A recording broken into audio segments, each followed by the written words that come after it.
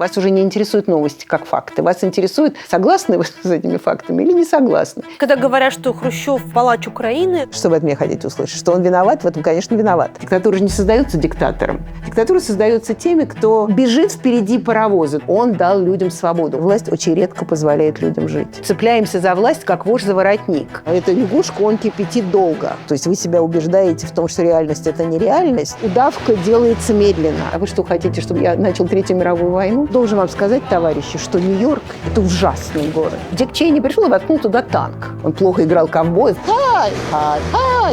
Гениально играл президента. Козел, куда ты лезешь? До свидания. Плакали стены, глядя на Трампа. И поэтому я его называю пациент ноль. Россия – это антизапад. Если страна вспоминает о том, что ей нужна свобода раз в 25 лет, значит, эта страна не заслуживает этой свободы. Домострой. Опричнина. Иван III. Как же во времена Хрущева было проще?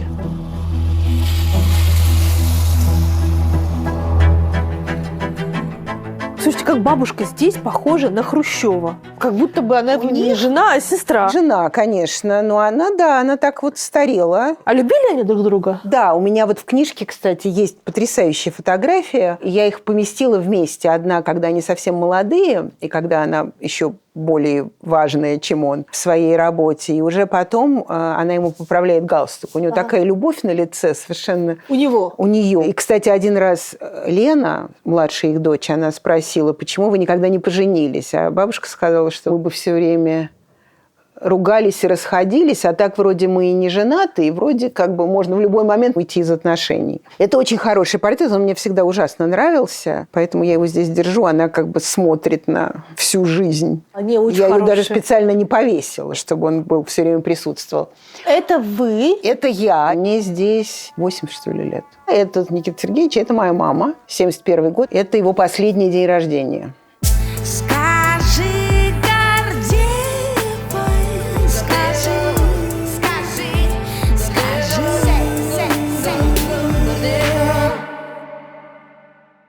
Друзья, если вы смотрите нас из России или используете VPN в другой стране, то ближайшие пару минут будут для вас очень актуальны. К середине января 2026 года Роскомнадзор уже ограничил доступ к 439 VPN-сервисам, и это на 70% больше, чем в октябре прошлого года. Поэтому сейчас как никогда важно иметь подписку на надежный VPN-сервис, который легко и быстро адаптируется даже к самым сложным блокировкам. Я бы очень рекомендовала попробовать Blan VPN. Он стабильно работает в России с 2018 года. Безлимит устройств и трафика в одной подписке, поэтому можно подключить устройства всех своих близких. Шифрует трафик и не хранит логи. Никто и никогда не узнает, что вы делаете в сети. Максимально быстро разрабатывает технологию обхода блокировок, одним из первых на рынке. Служба поддержки поможет с настройками в любой день. Они работают 24/7 и отвечают за 2 минуты. Оплатить можно российской, иностранной картой и даже криптовалютой. Если вы сейчас используете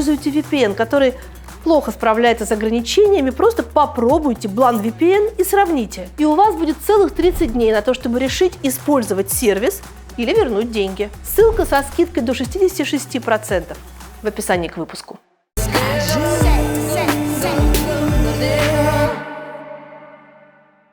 Нина, вы написали книгу про Никиту Хрущева, и когда она подписана Ниной Хрущевой, становится понятно, что это не просто политологический интерес, а еще и родственный. Мы пришли к вам поговорить про вашего родственника и про ваши работы, потому что вы в Америке преподаете политологию и, в общем, занимаетесь изучением и исследованием политики в ее, наверное, публичном проявлении, в том, как они пишут журналисты и какой она становится в преломлении людей, которые применяют свои политические воззрения на практике. Я немножко путанно объяснила, но вроде понятно. Первое. И ваше появление на свет – это во многом такая коммунистическая Санта-Барбара. Потому что вы непонятно, вы Никите Сергеевичу Хрущеву внучка или все-таки правнучка? У Никиты Хрущева была семья в 1915 году в Донбассе, в Юзовке тогда, сейчас это Донецк. Он женился на Ефросине Писаревой, от которой у него было 2 детей. Старшая дочь Юлия и сын сын Леонид. Ефросинья умерла от чехотки. Она умерла от чехотки по-моему, в 18 году. И Леонид мой дедушка по крови. То есть Никита Сергеевич Хрущев мой прадедушка по крови. Дальше Леонид женится, но не женится. Леонид интересный персонаж. Он все время отбивался от официальных формул существования. Был глубоко избалован женским вниманием и женским влиянием. Этот мальчик рос между бабушкой, которая его обожала, между сестрой старшей, которая его воспитывала. И Никита Сергеевич познакомился, когда Ефросинья умерла, с Ниной Петровной Кухарчук. Нина Петровна Кухарчук, так же, как и старшая сестра Леонида, пытались его все время организовать. Чем больше его пытались организовать, тем меньше он организовывался. И был такой сорвиголова. Он пытался уйти от женского влияния. Ему, по-моему, было 14 лет. Он собрался в Африку на львов, потому что они в школе учили сафари. И Юлия, старшая сестра, на него настучала Нине Петровне, а Нина Петровна заперла у него штаны. Оказалось, что сколько у людей были только одни штаны. Запирание штанов – это было очень действенное средство. Например, Анастас Иванович Микоян, его жена, мне сказала, что когда он ходил в Большой театр к балеринам, то она запирала его штаны. То есть, не Анастас Иванович, пардон, сын Микояна, Степан Микоян, Степан Анастасович. Анастас Иванович был очень верный муж. А Степан, может быть, тоже был верный муж, но женщину любил. Леня – большой друг Степана уже потом, тоже женщин любил. У него было очень много любовных интересов. Одна из причин этих любовных интересов, потому что женщины в его жизни все время пытались сказать, каким он не должен был быть. И он все время уходил к женщинам, которые его не учили, кем он должен стать. Так что Леонид мой дедушка, мама моей мамы, моя бабушка, она, как оказалось потом, через много лет, она, в общем, никогда за Леонидом замужем формально не была. Но поскольку все было путано, и в жизни Политбюро, как мы знаем, больше слухов, чем информации. Потому что, например, Василий Сталин был женат 5 раз. Но он не мог быть женат 5 раз, потому что он никогда не развелся со своей первой женой. И действительно, Леонид, у него была Исфирь Роза и вот моя бабушка Люба. Это были 3 женщины, наверное, их было больше. Он был любвеобильный. И это интересно, потому что он был женат только, по-моему, на Розе, но этот брак моментально расторгли. То есть, как только он на ней женился, у него был сын с Исфирией, родился в 1935 году. Ему еще не было 18 лет.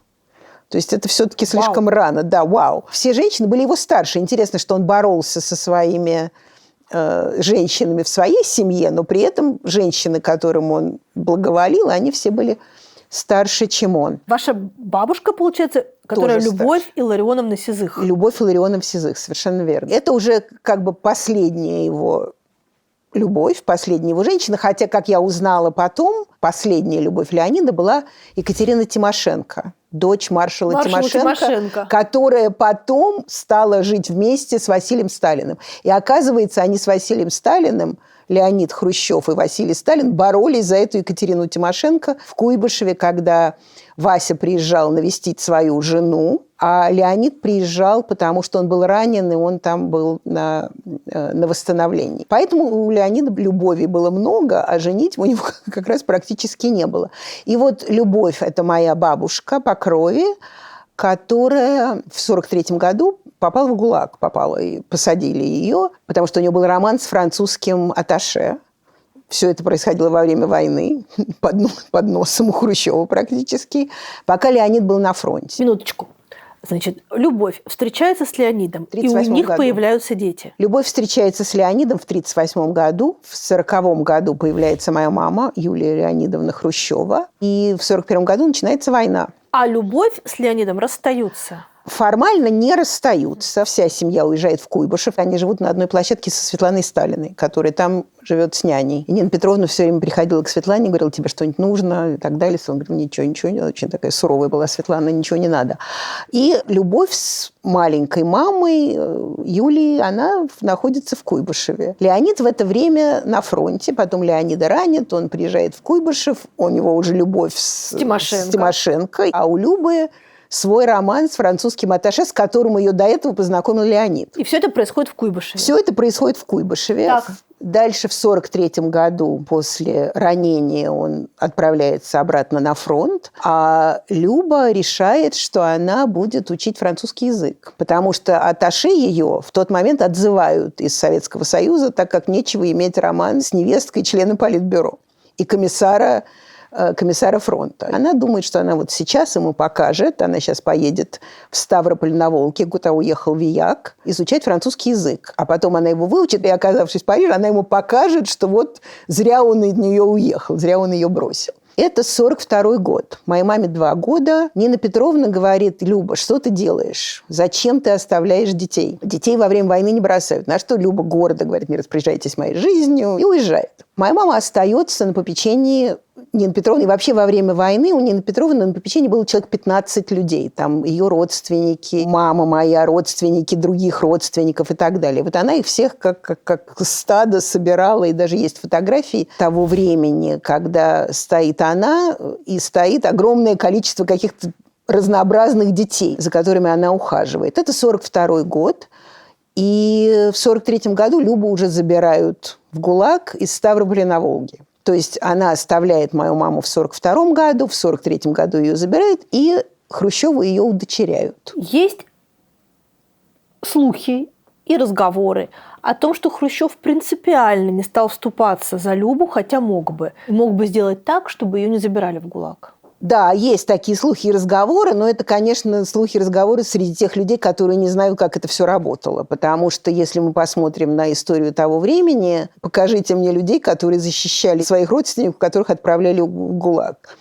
И у Семена Михайловича Буденного жена уехала в ГУЛАГ. У Кагановича, Лазаря Моисеевича, родственники. И вообще один из главных примеров, которые мы знаем, это Полина Жемчужина, жена Молотова. Покажите мне соратников Сталина, которые пришли к Сталину и сказали: слушай, А это больше хорошо. говорит о них или о времени? Я думаю, что это больше говорит о нас, русских, потому что каким-то образом, когда начинается тирания, мы говорим: ой, какой ужас, как все, сейчас будем под него подстраиваться. Справедливости ради, не потому что он мог заступиться за нее, не мог. С его точки зрения, я думаю, что даже если бы он мог, он бы заступаться не стал. В его понимании Люба, когда у нее был роман с этим военным атташе, она предала сына, который находится на фронте. То есть давайте смотреть на это с их взглядов. С точки зрения их взглядов, мужчины могли себе позволять, это все-таки патриархальная система была. У нас уже к какому-то моменту Екатерина Алексеевна Фурцева стала вообще главной героиней нашего феминизма. Вот это время Каланта и вот этих всех женщин, которые действительно были впереди планеты всей в этом смысле, которые были воспитаны Надеждой Константиновной Крупской, оно уже к тому времени ушло. После самоубийства Надежды Аллилуевой в 1932 году Сталин всех стал возвращать обратно в семью. Нечего тут этим женщинам заниматься всякими глупостями профессиональными. Нина Петровна, например, ушла с работы в 1934 году. Потому что как бы было спущено негласное задание, что вы все перестаете работать и заботитесь о муже. Я думаю, что он не знал, что у него был роман с Катериной Тимошенко.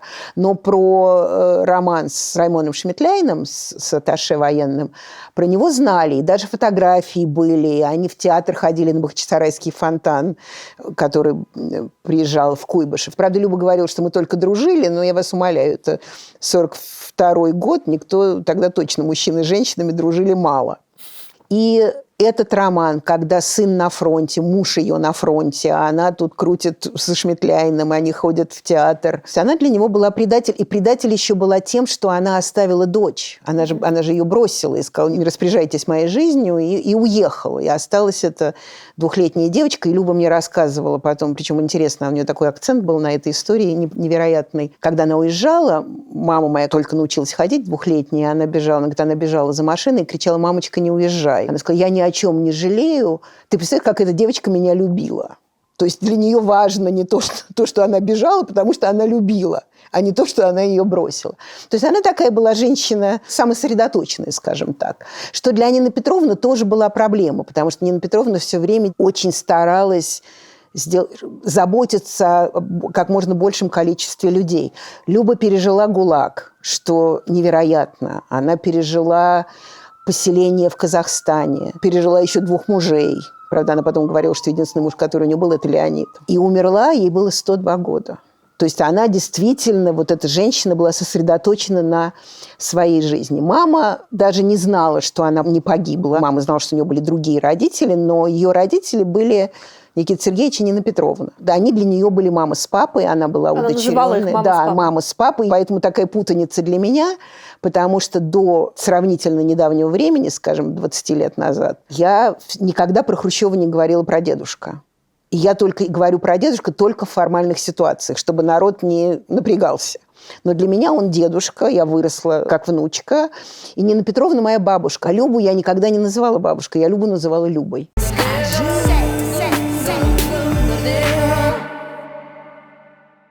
Это Чикко Массимо, одна из главных и самых привлекательных туристических локаций Рима. Сейчас народу немного, но так и сезон только начинается. В прошлом году Рим посетили рекордные 22 миллиона 900 тысяч человек. И если в этом году вы планируете влиться в этот туристический поток и посетить этим летом Рим или любой другой европейский город, то один из самых важных вопросов, который перед вами встанет, как расплачиваться за границей. Для тех, кто не готов разбираться в тонкостях сложных финтех-продуктов, а хочет просто легко и безопасно платить за границей, на рынке появился новый отличный вариант – сервис виртуальных карт Card Club. Основная ценность Card Club – простота и доступность. Всего за 2 минуты можно выпустить и пополнить карту, чтобы совершить платеж офлайн или онлайн. Например, вы находитесь в магазине и вам не хватает наличных для покупки. Заходите в приложение Card Club и за минуту пополняете счет своей карты с любой российской карты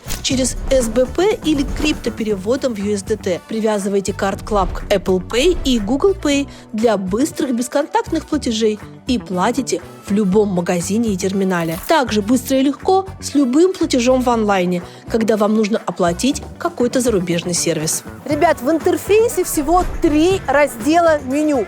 Заблудиться невозможно. А поставщик этого решения уже больше 10 лет выпускает надежные финансовые продукты, делающие жизнь проще и удобнее. Карта доступна в 2 вариантах – евро и доллары. Оплата с автоконвертацией по выгодному курсу в любой национальной валюте. Переходим по ссылке в описании и заказываем карту Card Club для безопасных платежей в онлайне и офлайне.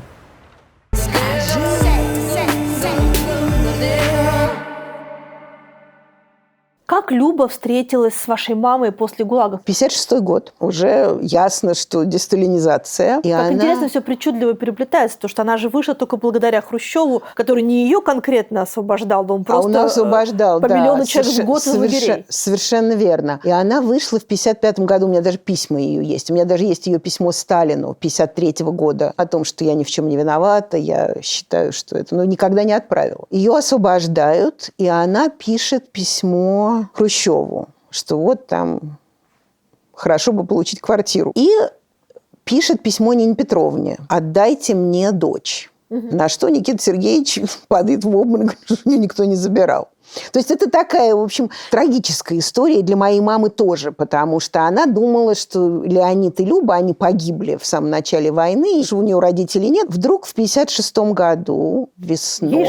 Ей 16 лет, она заканчивает школу. Нина Петровна ее сажает на кухне и говорит, что вот я хочу тебе сказать, что твоя мама вернулась из ГУЛАГа. Чего мама моя падает в обморок, говорит, из какого ГУЛАГа вообще, с ума сошли? Ах, она жива. Ну, то есть, представьте, ребенку так, ребенку 16-летней девушки. И при этом мы еще понимаем, что это происходит на вот таком уровне, то есть он уже возглавляет огромную страну. Они все под микроскопом разглядываются всеми. Это такая закрытая жизнь. Ну, тогда не рассматривались под микроскопом все-таки так. Но все равно это там да, в золотой конечно, клетке. Да, в золотой клетке. Надо сказать, что, несмотря на золотую клетку, все-таки клетки золотые начались. После Сталина перестали быть такими золотыми, потому что вот есть фотографии тоже полно этого. Мы сейчас в это поверить не можем. А эти ребята, они жили на Грановского, сейчас это какая улица? Романов переулок. И с Микояном они ходили в Большой театр пешком. У них там был какой-то один охранник, который за ними шел. Они были более доступными.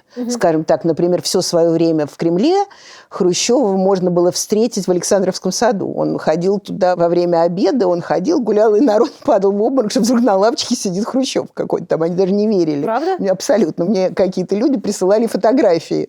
Да, они сфотографировали с Хрущевым, потому что поверить в это было совершенно невозможно. Если бы я могла, я бы спросила, вот он когда ходил в Александровский сад, он ходил специально, чтобы показать, что власть не отделена зубчатыми стенами Кремля от людей, или он действительно хотел... Потому что он хотел, например, Нина Петровна мне рассказывала, когда они уже переехали на Ленинские горы, там вот эти были особняки, они все-таки были очень отдалены уже от народа. А он все хотел как бы обратно. И они в какой-то Новый год, значит, были гости, потом гости ушли, он сказал, пойдем на улицу, посмотрим, как празднуют Новый год. И он подходит, там какие-то люди идут пьяные уже в Новый год, метет метель. И он подходит, говорит, вот там вы, ребят, там чего? И они на него смотрят, говорят, ты на Хрущева похож. Говорит, я это и есть. Ах, ты сволочь такая. Там это какой-то уже был, я не знаю, 62-й, что ли, год. В общем, уже много есть что сказать народу по поводу политики. И ты сволочь такая, и что ты там, он, по-моему, уже отделял тогда совнархозы от чего-то, и почему у тебя это, и то, и пятое, десятое, и вообще вот у тебя уже культ личности, обещал от Сталина избавиться. То есть народ ему прям всю правду матку, вот эти пьяные мужики, они ему прям все это говорят в лицо. Он очень переживает, но он не кричит, а ну-ка быстро, сейчас пойдем всех посадим. Она ему говорит, все, давай, с Новым годом. Она его забирает и приводит домой обратно. То есть в какой-то степени, наверное, это была игра. В какую-то они приехали там смотреть, как прекрасно развивается сельское хозяйство после всяких совнархозов и всего остального. И какой-то мужик там в поле тоже начинает кричать Хрущеву, что ты такой-сякой, вот, там кукуруза твоя, и целина твоя, и вообще где? А мы живем как дрянь, как жили, так и жили. И он, когда его просто под руки ведут уже быстрее запихивать в машину, а вдруг что-нибудь, и он входит в машину, кричит, не сажать. То есть он этим людям своим, он кричит, не сажать, оставьте этих людей. Он даже потом на пенсии рассказывал, что мы протестовали против царского правительства, когда, чтобы нам подняли зарплату, мы переставали выходить на работу, а сейчас пойди попробуй, попротестуй, да я сам сажал, и вот другие, и сейчас сажают. И какая-то женщина вот в этих, он очень любил к народу выходить, уже на пенсии в Петрово-Дальнем. Она говорит, вот вас бы нужно было, уже вообще на вас давно нужно написать жалобу.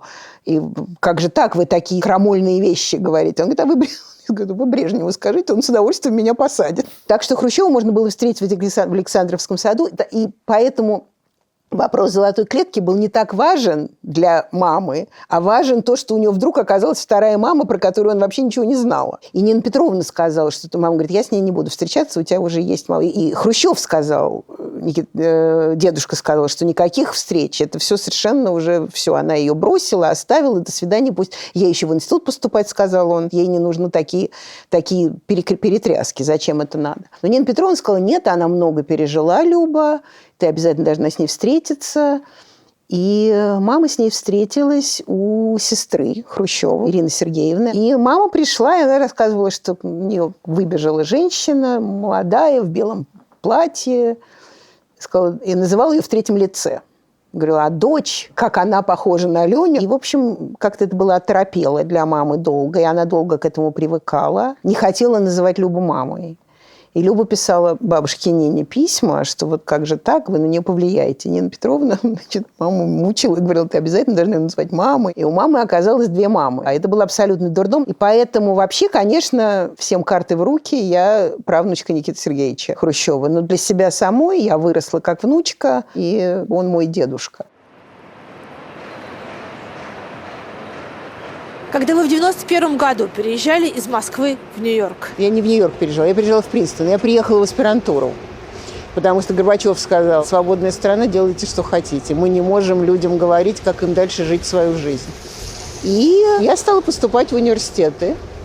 До этого я приехала в 90-м году, потому что Билл Таубман, автор самой большой биографии Хрущева, он дружил с моей мамой, и он меня пригласил приехать. И я приехала в 90-м году, и как-то думаю, какие университеты прекрасные. Я как раз тогда развелась с мужем, и думаю, как бы мне не поступить в университет. И стала поступать. И Принстон был моим первым выбором. Одной из притягательных его черт было то, что он находится всего в 2 часах от Нью-Йорка. Страшно мне повезло. После аспирантуры я была академическим ассистентом у Джорджа Кеннона. Ему было 92 года. Обалдеть! И он был последний посол в СССР, Джек Мэтлок. И я была у него ассистентом и у Джорджа Кеннона. Это вообще было совершенно невероятно. То есть один человек, который как бы начал холодную войну, другой человек, который как бы закончил холодную войну. И Нина Хрущева у них в середине как ассистент. Через них я вошла в политический анализ, что было совершенно невероятно. И дальше переехала в Нью-Йорк. Примерно вот в это же место, на 8-ю улицу, Сент-Маркс Плейс, такая очень хиповая. Мне говорили, ты что, с ума сошла? Ты собираешься делать татуировки? Я говорю, нет, но когда вы приезжаете из Принстона, где 25 человек в день, вы встречаете одних и тех же «Хай! Хай! Хай! Хай! Хай!» И это было прекрасно. И с тех пор, в общем, Нью-Йорк мой дом уже почти 30 лет. Как бы Москва моя родина, а это мой дом. И ваш дом встречает нас вот таким удивительным снегом. Говорят, что это редкость теперь в Нью-Йорке. Хотя, когда я приехала сюда в 91 году, были нормальные снежные зимы, снег набивался вот до такого уровня. Примерно лет 15 назад снег закончился. То есть, когда какие-нибудь люди типа Дональда Трампа говорят, что глобальное потепление – это все ерунда и глупости, в общем, мы это видим просто вокруг себя. Потому что Нью-Йорк был снежный город. И, кстати, за пределами города, в более верхнем, северной части, там были лыжные курорты. И в Нью-Джерси были лыжные курорты, которые все совершенно закрылись, потому что им абсолютно нечего делать.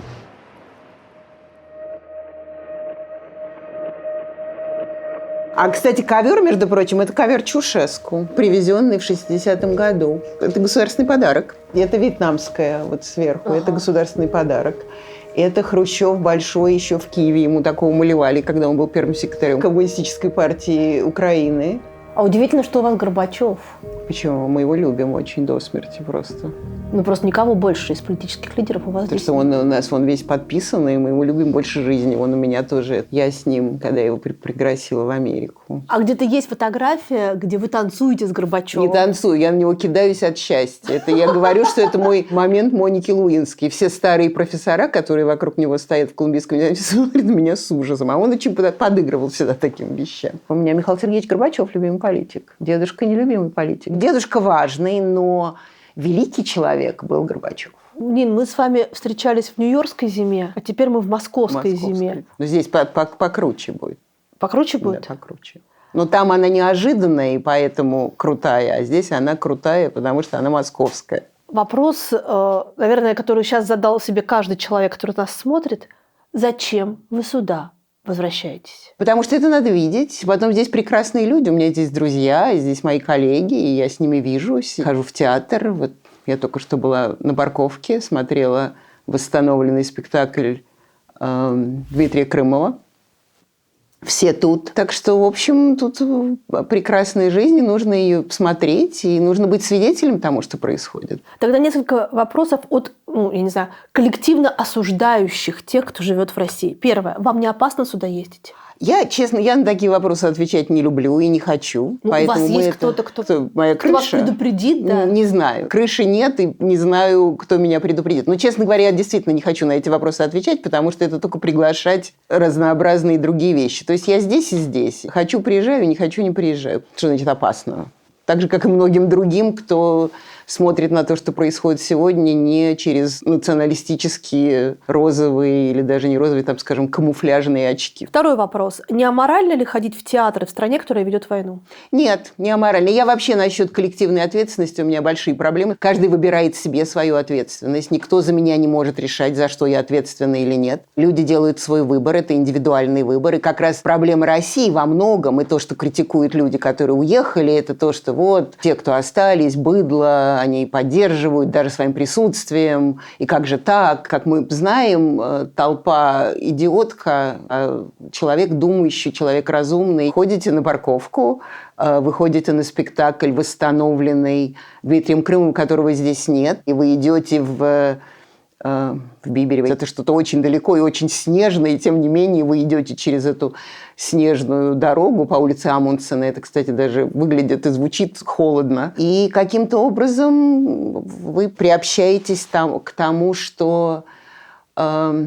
искусство, мысль, индивидуальная человеческая позиция, позиция людей, которые хотят свободы. Вы к этому приближаетесь, прислоняетесь, становитесь соучастником. Ну вот мы с вами, пока не началась съемка, об этом немного начали говорить.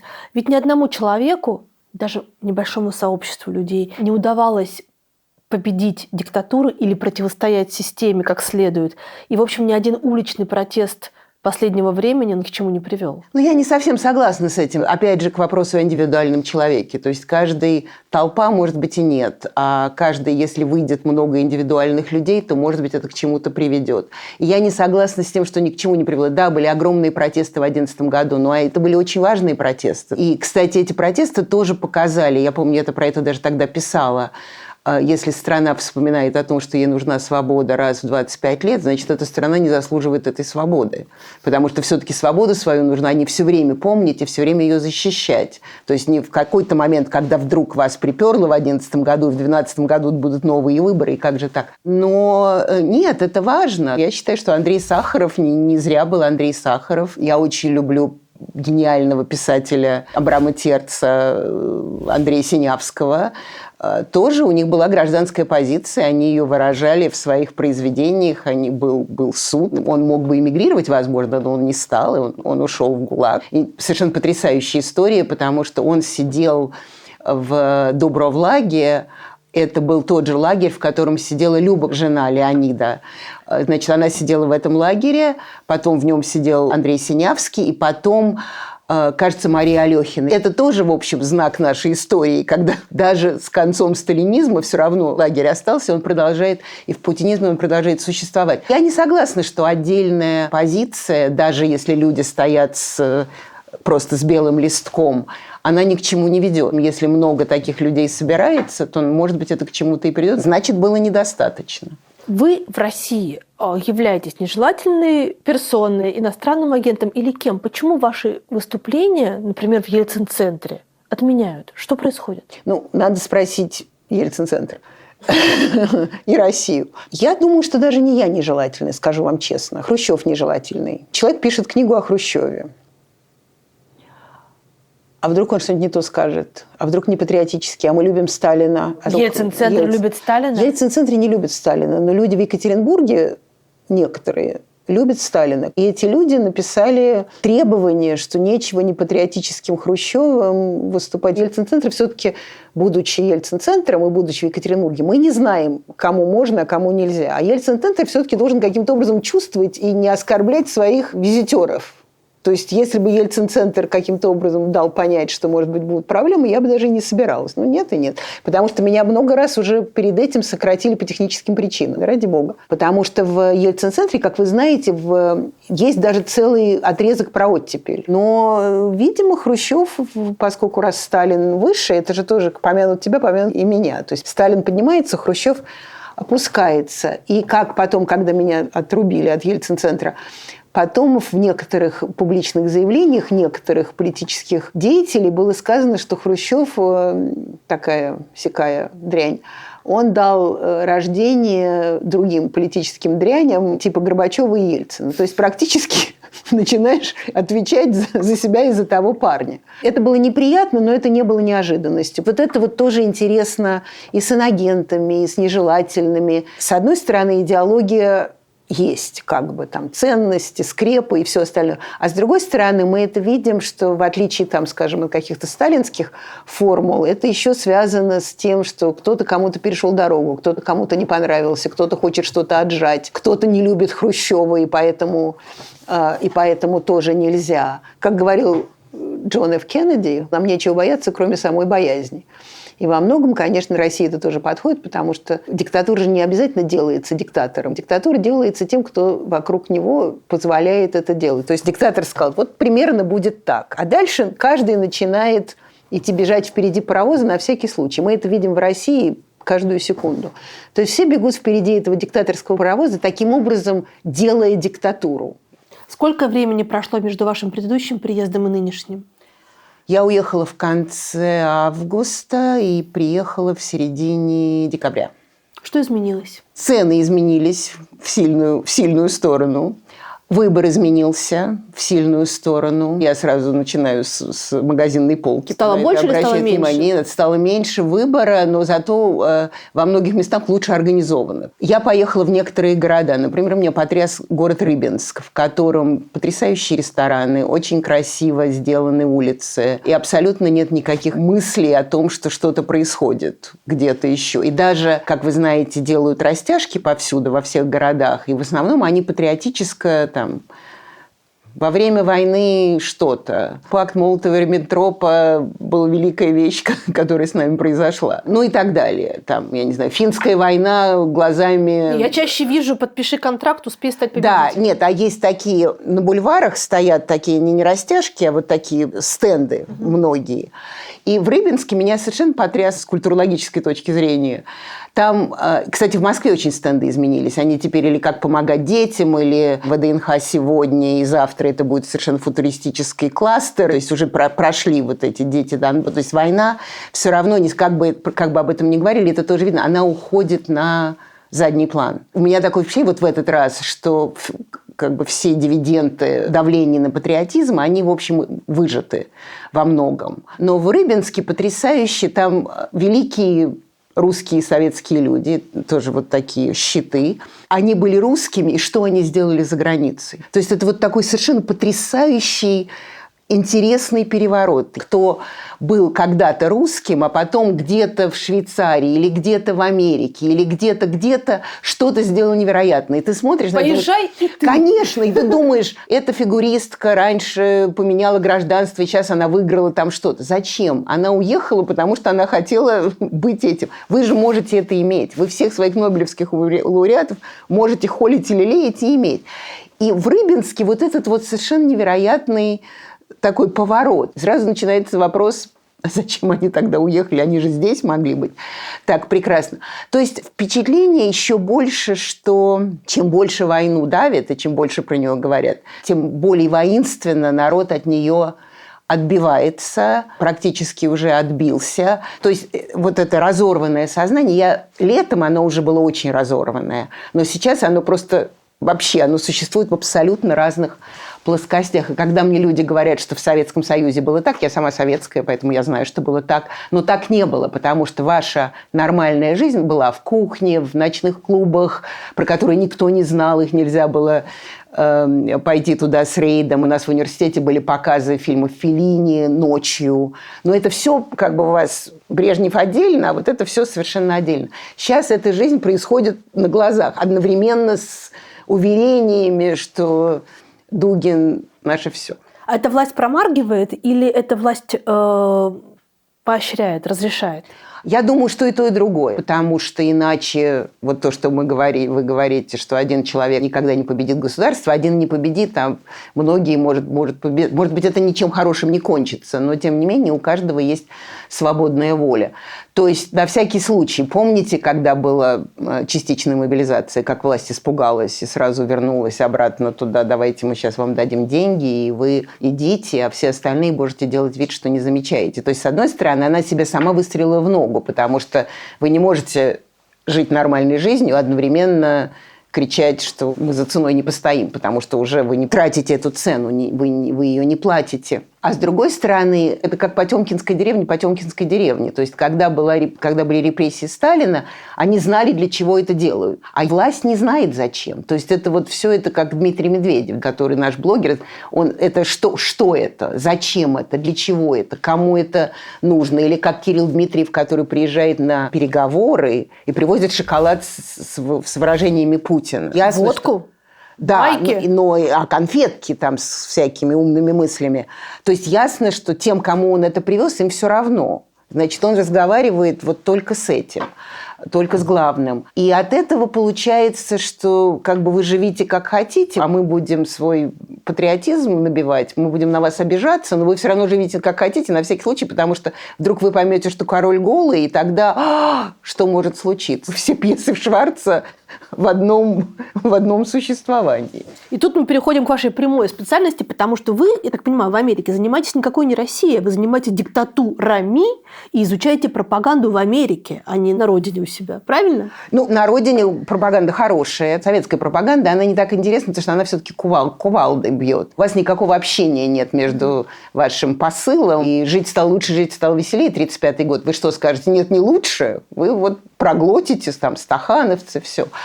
И как раз я начала заниматься пропагандой, потому что меня интересовала американская пропаганда. Потому что Америка всегда считает, что в ней пропаганды нет. Пропаганда – это для плохих, типа советских, китайских, корейских и так далее. Мы говорим правду. И меня это страшно заинтересовало. Вот пропаганда капитализма. Ну, не капитализма в смысле пропаганда образа жизни, а как капитализм... Внутри капитализма. Да, как капитализм делает свою пропаганду. И он делает пиар. В ранние годы Путина это было очень похоже. То есть он там сплавал за вазами, достал, сказал: о, у нас тут в кустах оказался рояль. За стерхами летал, на мотоцикл садился, мороженое ел. Голым на коне Голым на катался. коне. Такой Джеймс Бонд современной России.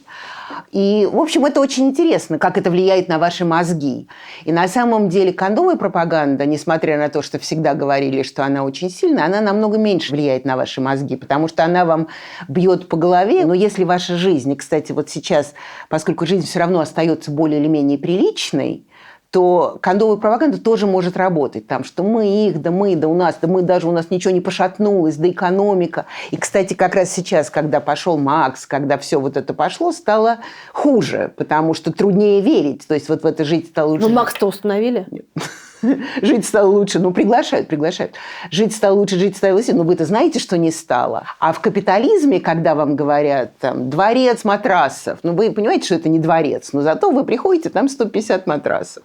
Дальше приходит Джордж Буш, говорит: я вот сейчас в этом дворце матрасов куплю матрас. Что вы будете делать? Вы сразу побежите, как ненормальный, покупать матрас, куда зашел только что Джордж Буш. Вы видели, вот когда Мадуро привезли в Нью-Йорк, как вы видели, он был в таком... В Найке. В Найке. И что случилось? Все купили этот костюм. Он все, его распродали. Я не понимаю. Это пропаганда. Вот это пропаганда? Это пропаганда. Точно так, когда Дэниел Крэг играет Джеймса Бонда, моментально то, в чем он находится, и вот его часы Омега, они моментально начинают распродаваться. Подождите, но вот здесь вот Мадуро, а вот здесь Дэниел Крэг. Да. Это, как говорится, два разных человека. Нет, это капиталистическая пропаганда, это пропаганда знаменитости. То есть, если вы одеваетесь как знаменитость, вы моментально как бы себя с этой знаменитостью становитесь на одном уровне. И таким образом работает пропаганда. Я правильно понимаю, что стиль одежды Трампа, стиль поведения Трампа и вот вся стилистика Трампа – это то, как хотели бы себя видеть большинство middle-класс американцев? Многие. Даже красный галстук. Да, Трамп,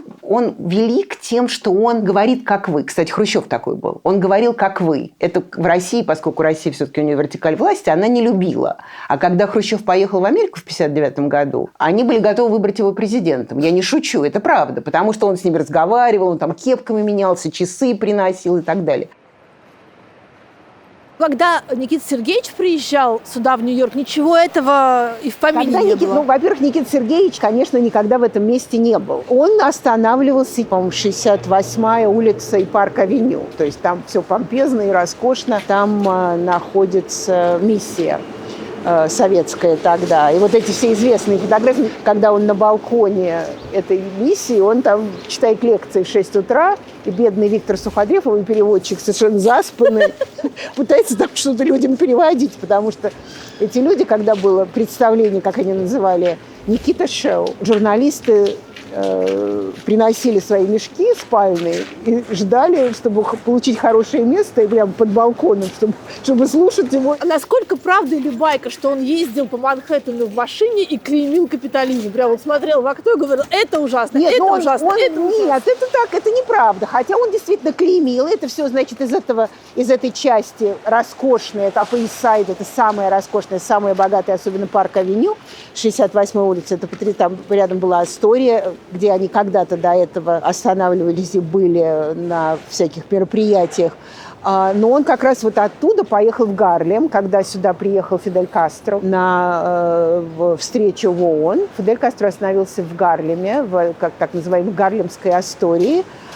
И Хрущев к нему поехал туда. Хотя Хрущеву сказали, чтобы он ни в коем случае никуда не ездил, потому что антисоветские настроения. И вдруг он в машине, а охрана не знает, что он в машине едет в Гарлем. И там, естественно, за ним поехали.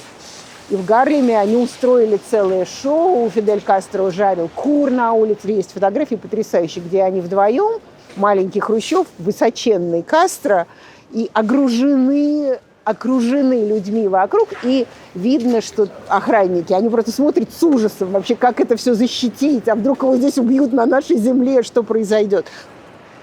Но я думаю, что если бы он сюда приехал, ему понравилось, потому что ему не нравились небоскребы. И он говорил, что ужасный воздух, и вы увидели один небоскреб, вы увидели их все, говорил он. И как мне сказал один мой приятель, когда мы с ним обсуждали, как Хрущеву не нравился Нью-Йорк, и как я люблю Нью-Йорк, он сказал, ему какую-нибудь хатку, садочек. То есть если бы он приехал сюда, то он был хатку, садочек, вот туда ему это все понравилось. Когда он приехал в Москву, после первого визита в 1959 году, было сразу собрание, встреча в Лужниках, он там что-то периодически по бумажке читал, но не особенно по бумажке, иногда он отвлекался. Сказал, должен вам сказать, товарищи, что Нью-Йорк – это ужасный город. Я просто не вижу, есть там очередь или нет.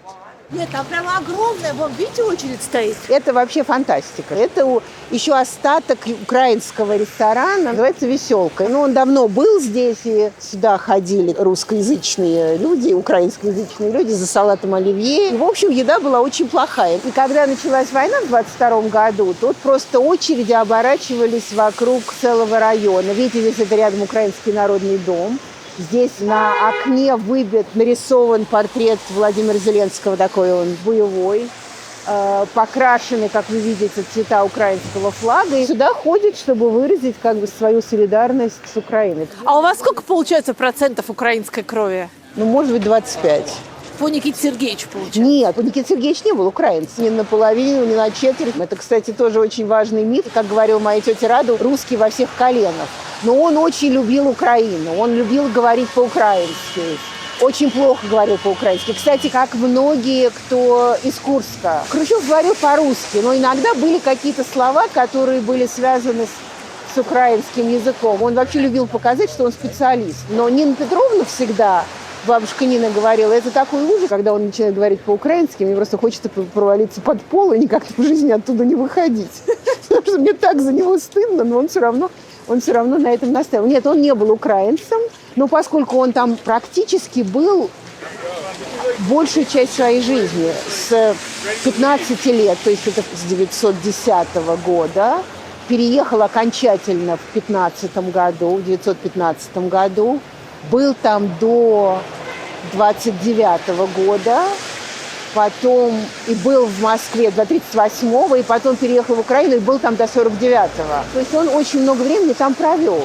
И действительно считал, что Украина прям родная территория, он ее хорошо знает. Но он украинцем не был. И вот эти вот все истории про него, которые говорят, что он Крым отдал, украинский Хрущев отдал Крым украинцам, это, в общем, абсолютно вранье. И каждый раз, когда... Бывает, что говорят, что из любви к жене. Она из Западной Украины. Ей Крым нужен, как на голове дырка была. И вообще было все равно. Нет, никакой жены не было. И вообще никакой Хрущев, конечно, никакого Крыма, никакой Украине не передавал. Важный вопрос про Нину Хрущеву. Про вашу бабушку или прабабушку. Что это была за женщина? Какой был уровень ее образования? Какое влияние она имела на Хрущева? И что она вообще из себя представляла? Есть знаменитая фотография, где они встречаются с Кеннеди, и много по этому поводу сказано острот. Шуток, да. Но есть среди этих острот тихие голоса о том, что вообще-то вроде как Нина разговаривает с Жаклин Кеннеди по-английски.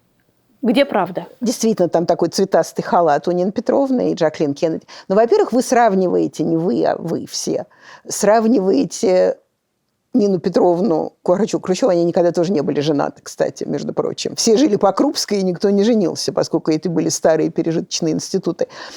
Вы сравниваете ее с единорогом первой леди. То есть это вы вообще, как можно сравнивать кого-нибудь? Ну, не в обиду вам будет сказано, когда Раиса Горбачева встречалась с кем угодно из западного истеблишмента, это, в общем, была встреча равных леди. Мне не надо, я ни в коем случае не обижаюсь, и вообще поклонница Раисы Максимовны, но давайте вспомним, что Раиса Максимовна 85-й год, а это 60-й. Главное, что Хрущевы вышли из Сталина. То есть Нина Петровна создавала свою роль первой леди, которую до нее вообще никогда не было и не существовало. И она в этом смысле была, конечно, совершенно гениальным человеком, потому что она была пропагандистом и более заслуженным пропагандистом, чем сам Никита Сергеевич. Она из Западной Украины, что сейчас Польша, из Челме. Как она говорила, мы были намного лучше, чем Хрущев. У нас была лучшая позиция, потому что, во-первых, у нас была лошадь, и у нас в лесу был надел, в котором можно было рубить деревья. Она была очень способная, и ее отправили в гимназию в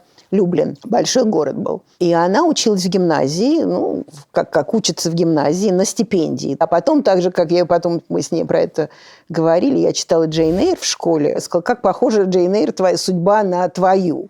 На что она мне прочитала лекцию, что Джейн Эйр в буржуазном обществе самое главное, это, в конце концов, получить возможности выйти замуж. А вот я создала свою собственную карьеру. Я говорю, ты же тоже вышла замуж. Но это не была моя изначальная идея. У нее было 3 родных языка.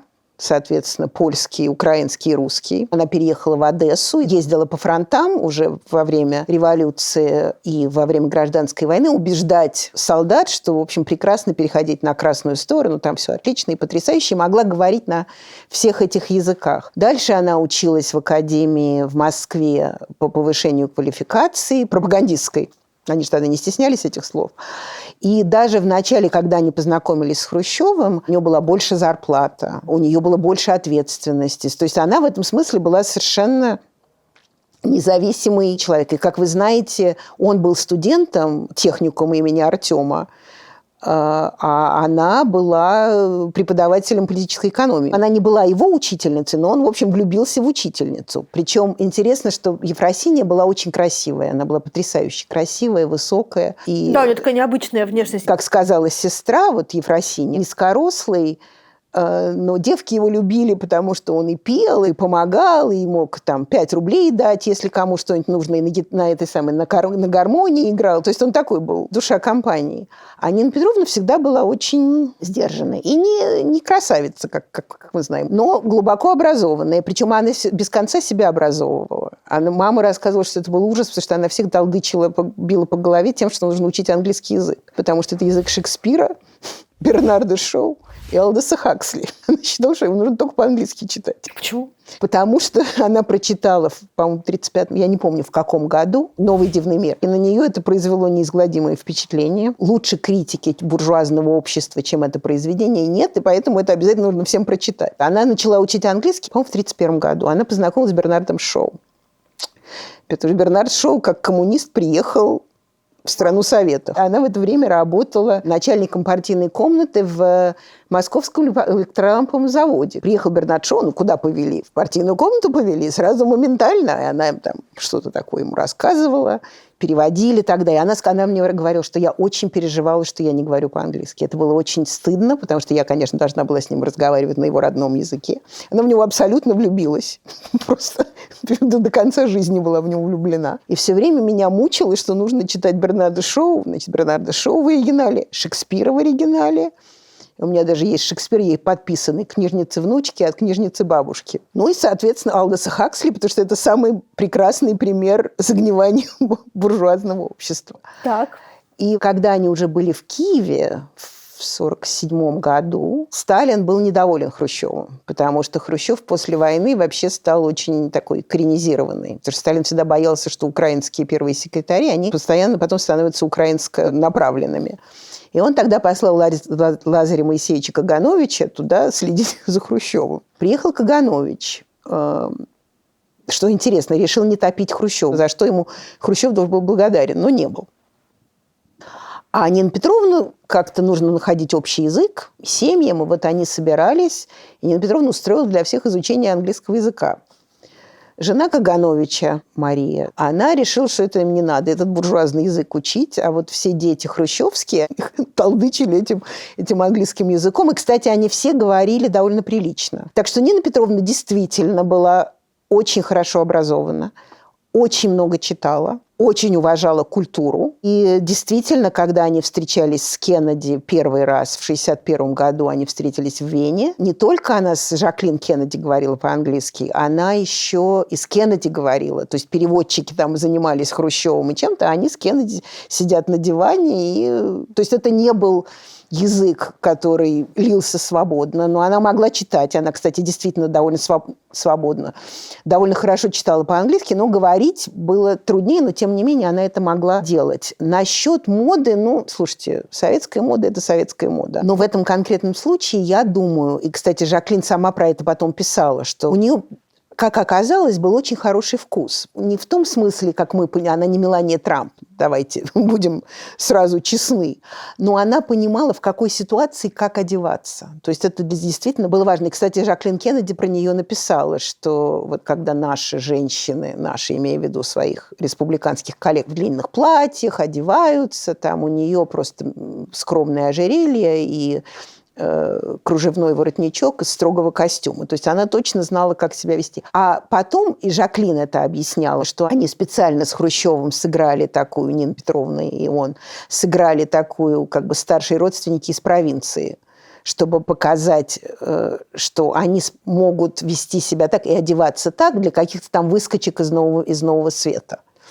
И это, возможно, было так. А может быть, просто потому, что у Нины Петровны мама Алексея Ивановича Аджубея, Радиного мужа, она была потрясающей портнихой. И она шила Нине Петровне костюмы. И это, видимо, какая-то была дорогая, немнущаяся какая-то там ткань. Почему Нина Петровна решила, что она, значит, покажет, что она простая. Потому что для них еще очень важно было, когда они встречались со всеми вот этими иностранными людьми, важно было показать, что они представляют рабочих и крестьян. И она мне когда рассказывала, мы приехали в Вашингтон, сказала она, первый раз в 1959 году, Дуайт Эйзенхауэр тогда еще был. У него брали интервью. Кстати, она отвечала по-английски. Ее спрашивать, как это быть первой леди, там она сказала, это вообще ко мне, я жена своего мужа, там все вопросы к мужу. И ей тогда сказали, вы говорите, что у вас все потрясающе, и коммунизм будет завтра. А почему у вашего мужа пластиковые запонки? Спросили у нее. На что она сказала, он представитель рабочих крестьян. Вы что, хотите, чтобы у него золотые были? Вот вы пластиковые запонки заметили, хотите нас унизить, а огромное строительство уже шли эти хрущевки, строились, огромное строительство в Киеве, в Москве, в Ленинграде и так далее, вы не заметили. То есть она сразу их моментально срезала. И потом даже журналист написал, что вы, ребята, так думаете, что она какой-то там валенок из Советского Союза, вы будьте осторожны, потому что она увидит вот ваше несоответствие, она моментально вам об этом скажет. Ну да, но с нашей точки зрения, конечно, она выглядит там как деревенская бабка. Но не они же по-русски с ней разговаривали, она же с ними по-английски разговаривала. То есть Нина Петровна, в общем, была самой главной, как оказалось, действительно, самая главная карточка Хрущева. То есть, конечно, он сам был прекрасен, потому что Америка страна не помпезная, скажем так, и как страна не помпезная, вот именно образ Хрущева для них был очень понятен. То есть такой выходит мужик, разговаривает там с расщелиной в зубах. Лаптем бьет. Он никогда не бил, конечно, это тоже такая история. Нет, Хрущев был бесконечно эксцентричный, когда он приехал сюда в 60-м году, после того, как сбили самолет, и Хрущев, недовольный, приехал сюда показывать Кузькину мать. И на каждой сессии он, значит, стучал кулаками и так далее. Закрыли ООН, потому что все ходили смотреть на то, как... представление. Да, как на представление, что ураган Никита, что он сегодня выкинет. Давайте тогда сразу про этот миф. Хрущев и в жизни был такой эксцентричный, или это было на публику? Он много играл. Он, конечно, был очень таким игровым политиком. Кстати, как Трамп.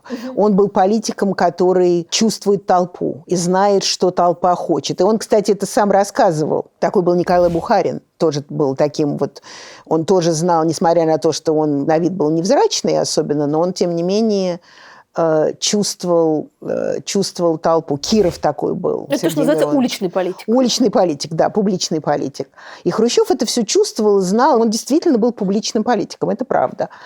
Я думаю, что Трамп больше играет публичного политика, потому что я не вижу Трампа, особенно выходящего отдельно от своих этих встреч. Сейчас и постреливают почаще. До этого не постреливали. То есть в первый, например, свой срок он прекрасно мог выходить. Он действительно выходил. Я была на одном из его публичных сходок, когда он собирался только становиться президентом. Это, конечно, было потрясающе, потому что он толпу действительно чувствует очень хорошо. И Хрущев более честно говорил с толпой, чем Трамп. Трамп-то точно, он их заводит, он им говорит, что сейчас в глаз дам. И так. То есть он действительно самое ужасное вытаскивает из толпы. Но так сказать, что он в Александровском саду ходит, или он по Пенсильвании-авеню прогуливается, и даже в первый свой срок, просто так, чтобы поговорить с народом, нет. И я, кстати, когда я писала книгу, мне было интересно, потому что я в Хрущеве увидела всех. и Медведева, и Путина, и Трампа. И я его в книге сравниваю с Колобком. То есть он катался от деспотизма к демократии бесконечно, от открытости к закрытости, и все время как бы обходил рифы, потом застревал, потом выкатывался обратно.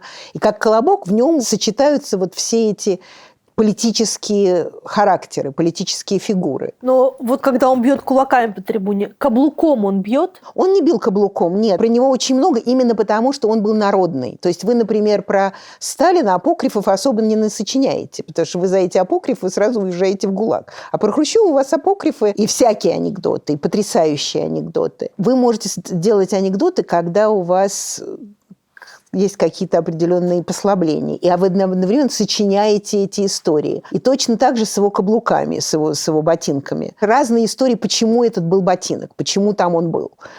На столе в ООН, когда он... То есть прям стоял... Стоял на столе ботинок, совершенно верно. Есть эта фотография, есть.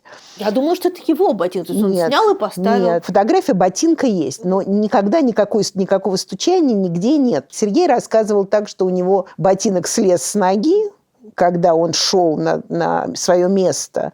И потом ему его принесли. Хотя как могла ему принести? Откуда она знала, вот эта женщина, которая в ООН занимается там, разносом чая и так далее, откуда она знала, что это его? Непонятно. Может быть, они принесли ботинок. Может быть, Громыко принес ботинок специально. Мы не знаем. Эта история ушла. Потому что каждый ее потом рассказывал по-разному. Дедушка еще врал эту историю, кстати, вот к вопросу об игре. Он ее еще потом обыгрывал неоднократно. Что он стучал кулаками, у него упали часы, он нагнулся и решил, а что бы мне тогда еще ботинок, чтобы их всех еще больше напугать. Это вполне в его характере.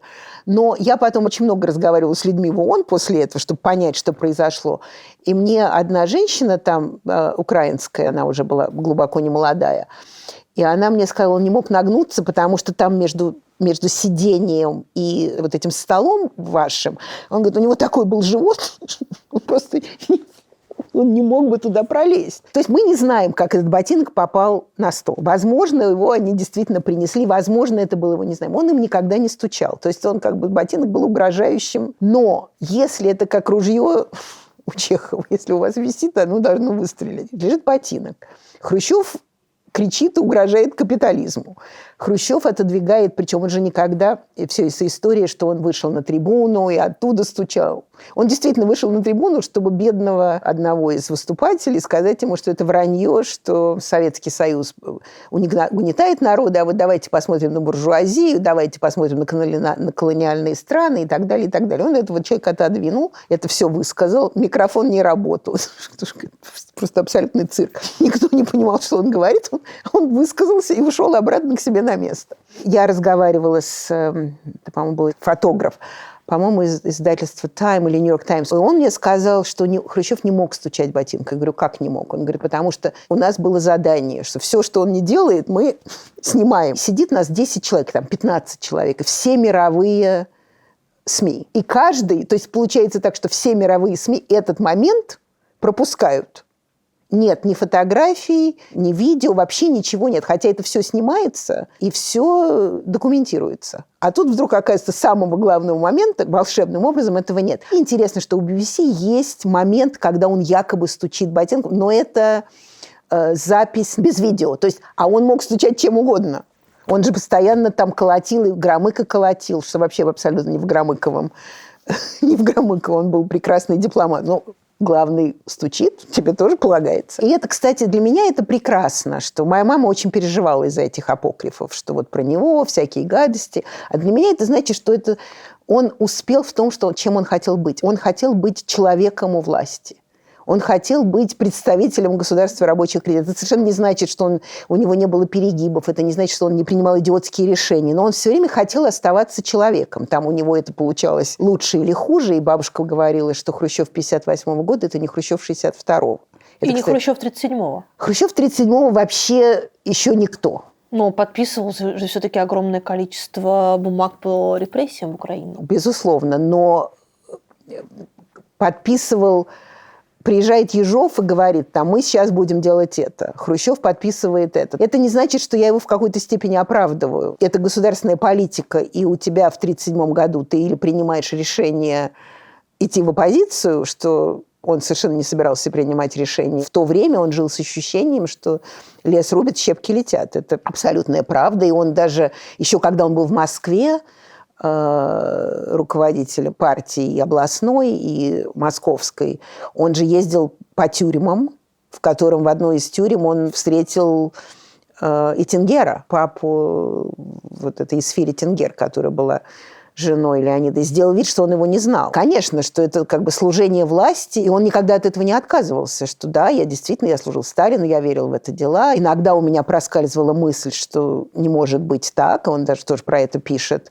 И в воспоминаниях потом пишет, что там, я не знаю, где-то в Украине где-то умирали лошади, и это было происки Запада. Он говорит, ясно было, что это совершенно не были происки Запада, потому что просто был плохой корм, и они умирали. И он пишет о том, как он сомневался, но одновременно, как же партия же врать не может, она же честно говорит, значит, вот так. И это, конечно, интересная черта, даже можно сказать, русского человека. То есть вы себя убеждаете в том, что реальность – это не реальность, вы просто себе объясняете, как реальность работает, и дальше начинаете исходить из этой ситуации, а не от того, что реальность есть. Но в его защиту, и сразу говорю, что я, кстати, в архивах и в книге эти документы есть, там подписывают украинских деятелей культуры, там расстрелять, и там и даже их КГБ пишет. С разрешения товарища Хрущева там то-то, то-то, то-то. То есть, когда говорят, что Хрущев палач Украины, это говорят справедливо? Нет, несправедливо, потому что Хрущев палач Украины так же, как, я не знаю, кто там был в Беларуси, или кто там был в Молдавии, или кто там был в какой-то другой республике. Они все палачи этих республик. То есть справедливо? Справедливо и несправедливо, потому что если это политика государства, то вы или становитесь в оппозицию, или вы проводите политику этого государства. Когда мы говорим, что Хрущев палач Украины, мы подразумеваем, что он с удовольствием и с любовью подписывал эти документы. Тогда да, тогда он палач Украины. Но тогда давайте палач этого. Мы в основном говорим про Хрущева. Почему? Потому что Хрущев потом стал первым секретарем. Абсолютно. И мы, безусловно, против него можем держать его украинские преступления. Это интересно, потому что уже в России к Хрущеву относились все хуже и хуже, а в Украине очень многие к нему по-прежнему относились хорошо, потому что они говорили, что, например, после войны он действительно старался каким-то образом Украину поддержать, и даже Сталину писал, что не надо из Украины доить последнее, на что Сталин ему отвечал, что если вы будете продолжать свои пораженческие настроения, вы пойдете туда, куда и все остальные. А поскольку я человек, который преподаю пропаганду, я всегда смотрю на то, есть ли у меня свидетельство. То есть так же, как Хрущев передает Крым. У нас свидетельства нет, что он передает Крым. Указ подписан. Не Хрущев. Вы же понимаете, что ничего в Советском Союзе не может произойти без ведома первого лица. 1954 год, январь. Хрущев не первое лицо. Давайте помним о том, когда это было. Весь этот Крым и весь этот палач Украины и все эти ботинки, это все потому, что Хрущев стал первым лицом. Но в 1954 году Сталин умирает в марте 1953. Это январь 1954. Коллективное руководство. Он первый секретарь коммунистической партии. У нас еще есть Совет министров. У нас еще есть Верховный Совет, к которым Хрущев не имеет никакого отношения. Причем, когда умирает Сталин, именно Маленков берет себе сталинский френч и берет себе сталинские позиции. Есть даже журналы, там Time Magazine и, по-моему, Life еще выходил. Сталин с маленьким Маленковым во френче в руках. То есть это был наследник Сталина, это не был Хрущев. Вы хотите сказать, что вся история с Крымом – это ход советской пропаганды, который появился в момент травли Хрущева, в момент опалы Хрущева? Да, как сказал мне один историк, когда Крым стали использовать в этом направлении, он сказал, что коллективное руководство с языка не скатывается, а Хрущев скатывается с языка очень хорошо. То есть, когда Хрущев виноват в Крыме. Опять же, смотрим на документы. Подписывает Маленков и Ворошилов, и Пегов. По рангу они не выше Хрущева в этот момент. Как? Он первый секретарь коммунистической партии. Почему мы можем думать, что Крым – это его идея? Потому что он был в Украине. Потому что в 1943 году, когда освобождали Украину, ведь переселяли же из Крыма людей, которые были неугодны якобы, и нужно же было Крым чем-то наполнять, виноград собирать, и яблоки собирать, и вообще все собирать, кому там работать. Хрущеву было дано задание, он по этому поводу очень ворчал, что он в Крым должен переселить, по-моему, 10 тысяч крестьян колхозников. А ведь колхозы не хотели, они же хороших-то никто не будет отдавать. Он просто рыдал вместе, он приходил, там доставал какой-то кусок сахара, делали они из полыни чай, драники, из драников не было, из картофельных очисток, если они были. Плакали, обещал лучшую жизнь, говорил, что в Крыму мы сейчас поднимем Севастополь, флот, да. Умолял, уговаривал, 10 человек отселили туда. И он тогда возмущался, говорил, почему я-то? Я-то при чем? Я Украина. Пусть они из своего РСФСР, вот они туда и отправляют этих самых. Но поскольку климат похож и так далее, в общем, он туда селил. Причем русских тоже селили, они не хотели украинцев. Там же еще были бесконечные трения, кто из какого колхоза. То есть это, в общем, было вполне менеджерское решение. Это не было решение даже политическое. Но поскольку это же Советский Союз, это же Россия, Советский Союз, это обязательно нужно было к чему-то привязать. Они это привязали к 300-летию дружбы Украины с Россией, якобы.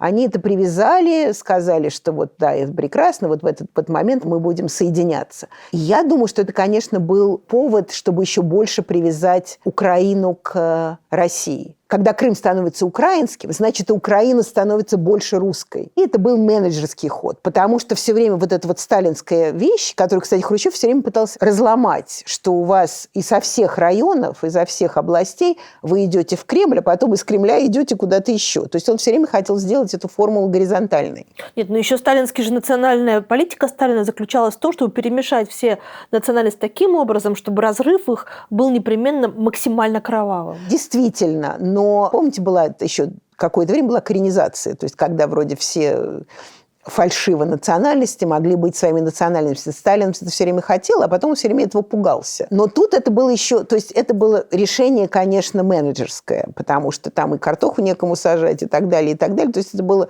возможность Украине сдать эту проблему. Но поскольку Россия же не может без идеологии, ей обязательно нужно что-нибудь идеологическое туда присобачить. Русский Крым становится украинским и обнимает таким образом, просто в тисках зажимает Украину. Тогда простой ответ на вопрос, чей Крым, каков?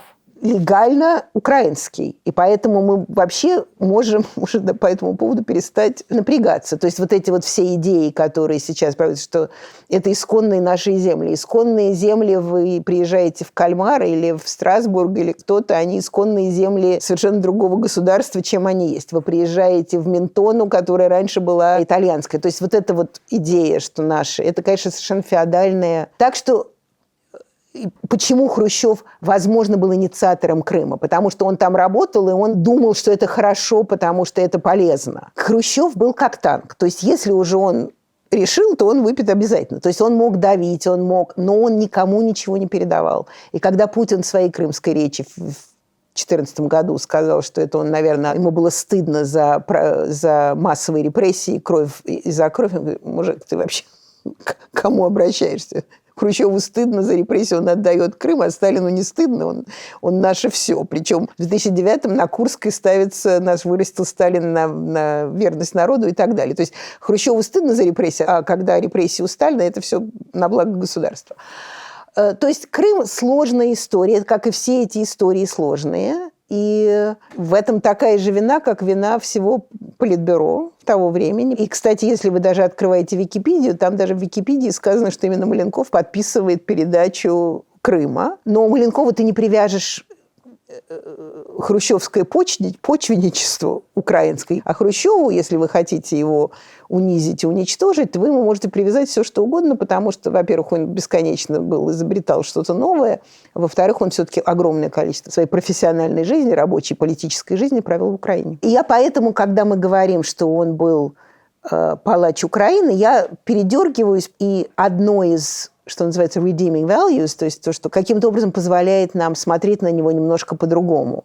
Потому что он из всех палачей того времени, а палачей было много, Хрущев был единственным человеком из всех из них, который сказал, что нам нужно покаяться, и про себя говорил, у меня руки по локоть в крови. Никто из них, даже Микоян, не сказал, что у меня руки по локоть в крови. И причем повторял это, даже я помню, как он это говорил, повторял это всем. Даже если он кровожадный кровопийца, все равно кровопийца, который понимает, что он кровопийца. Потому что все остальные объясняли это важностью диктатуры пролетариата или обострением классовой борьбы. И, кстати, война стала именно тем моментом, когда он развернулся. Потому что когда он, будучи комиссаром этих всех фронтов, он видел, как людей просто бросают на смерти, как все неподготовлено. Например, когда они отходили от Киева, они хотели отходить от Киева намного заранее. И хотели, кстати, еще до того, как началась война, хотели копать окопы, делать эти укрепрайоны. Им говорили, все отлично у нас, Молотов-Риббентроп,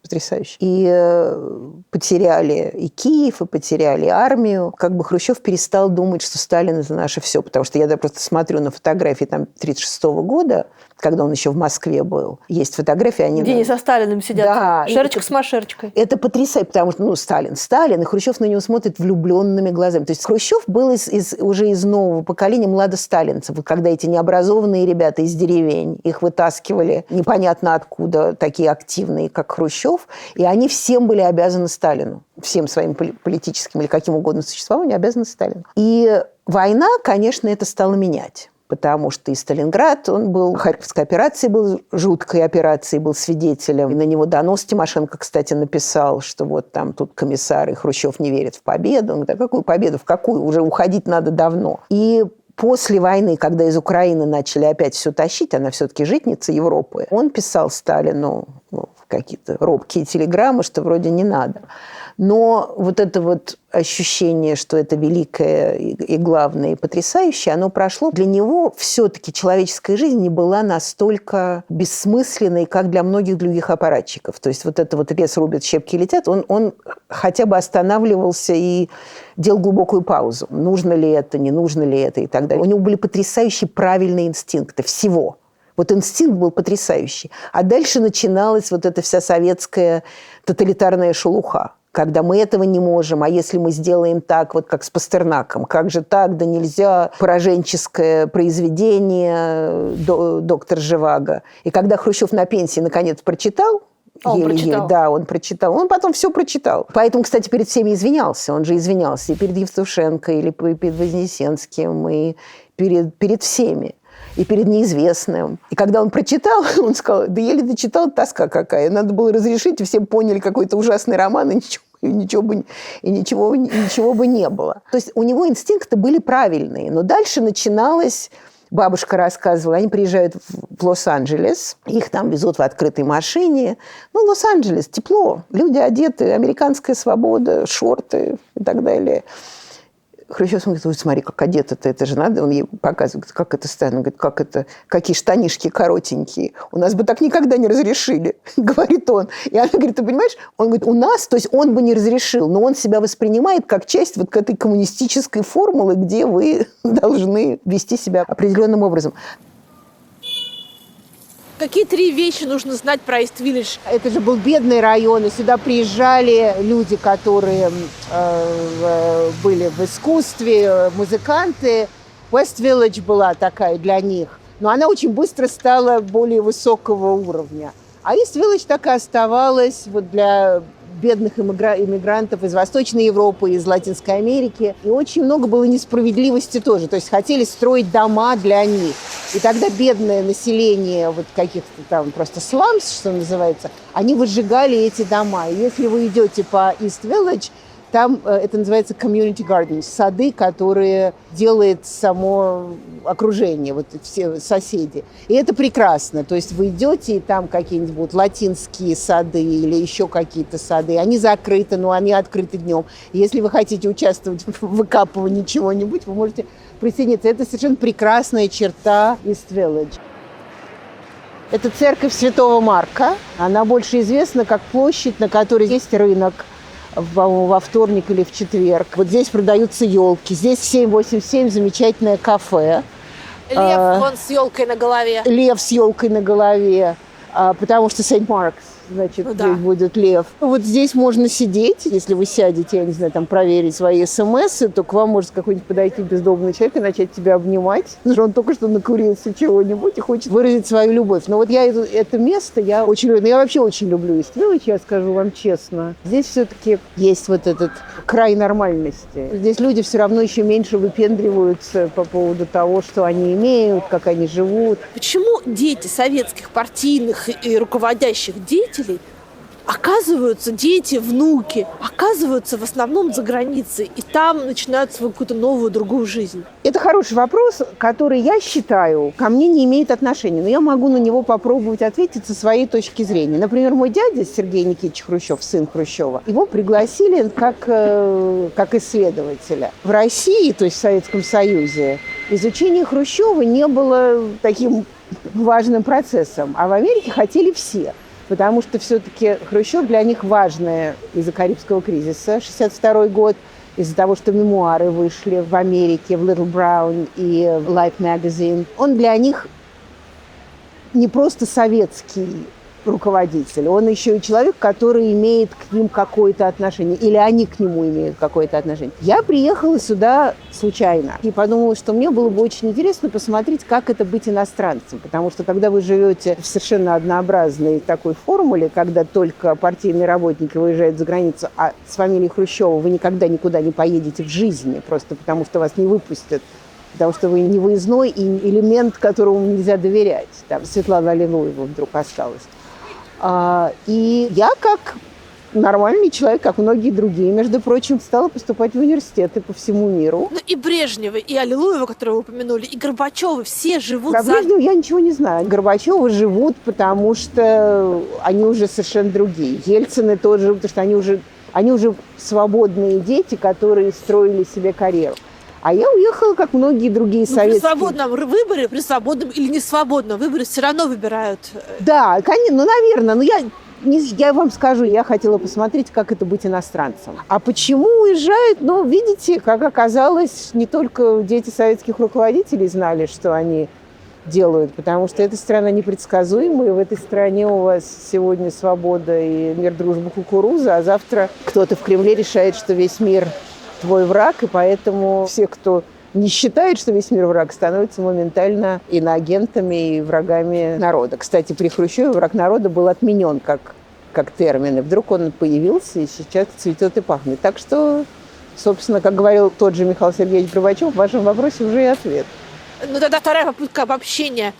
Дети советских партийных и руководящих органов, да. Как правило, обнаруживают в себе либеральные взгляды. Это тоже потрясающая закономерность. Ну, собственно, как не обнаружить, я вам скажу. Потому что если Кремль все время считает, что кувалда – это наше оружие мирового пролетариата, то когда ты живешь в кувалде, то тут как-то очень трудно. Противоречия? Очень чудно. Ну, кстати, есть прекрасная книга человека, который уехал. Зиновьев, писатель был такой. 2 книги он написал, совершенно гениальные. Одна называлась «Зияющие высоты», а другая называлась «Светлое будущее». Он потом уехал, потом стал типа Лимонова, то есть просто с красным флагом наголо. Русский человек до середины не знает. Или кидается в одну сторону, у него абсолютное отрицание, нигилизм и все остальное, или он начинает всех давить и требовать, чтобы патриот-националист ходил с флагом в руке и вообще даже не дышал в сторону чего-то рационального, что не связано с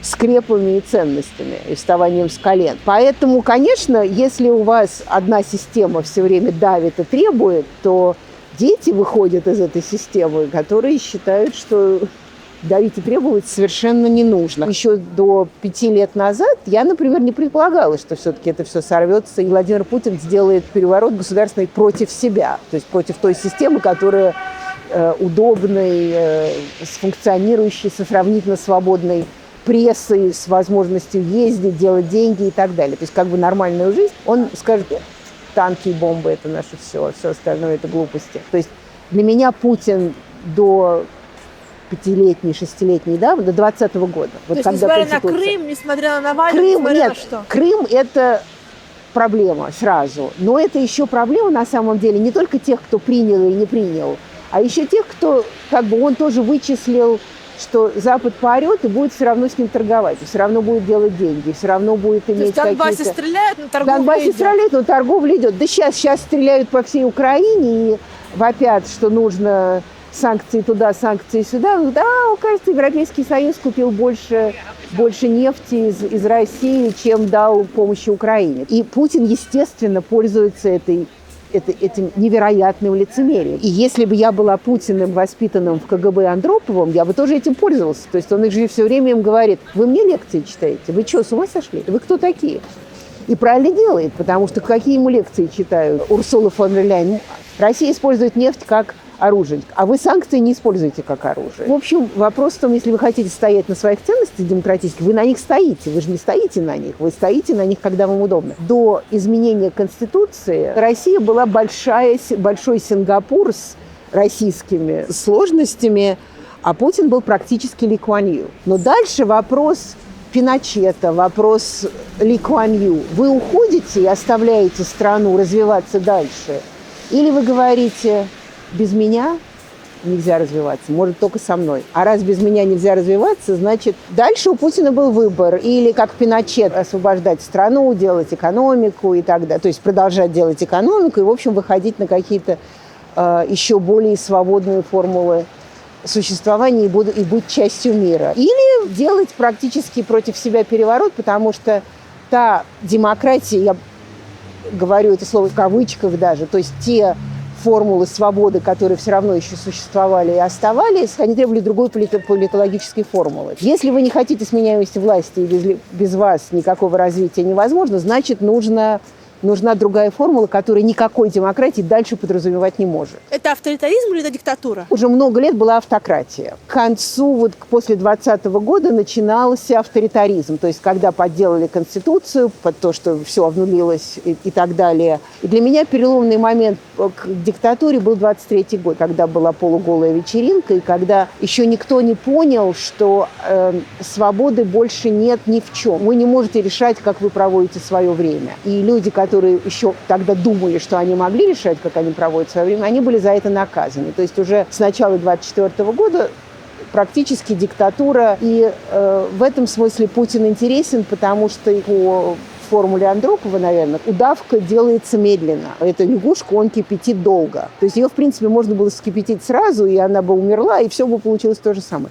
Но он ее кипятит долго, он ее делает с формулами, вот как он недавно сказал про Украину, что вот у них-то выбора нет, а мы-то провели. То есть, конечно, с 22 года это все шло к диктатуре, и летом, опять же, это очередной обрыв, когда Макс, когда Старовой кончает жизнь самоубийством или убивается, мы не знаем, когда ясно, что эта система дошла до той сталинской формулы, когда вы, будучи на службе у Сталина, на службе у Путина, вы не можете из нее выйти никаким другим образом. Вы не можете уволиться, вы не можете уехать за границу, вы не можете уйти на пенсию. То есть единственная свобода – свобода смерти. Свобода смерти или свобода тюрьмы. То есть это, конечно, уже формулы, которые были невиданные со времен 1952 года.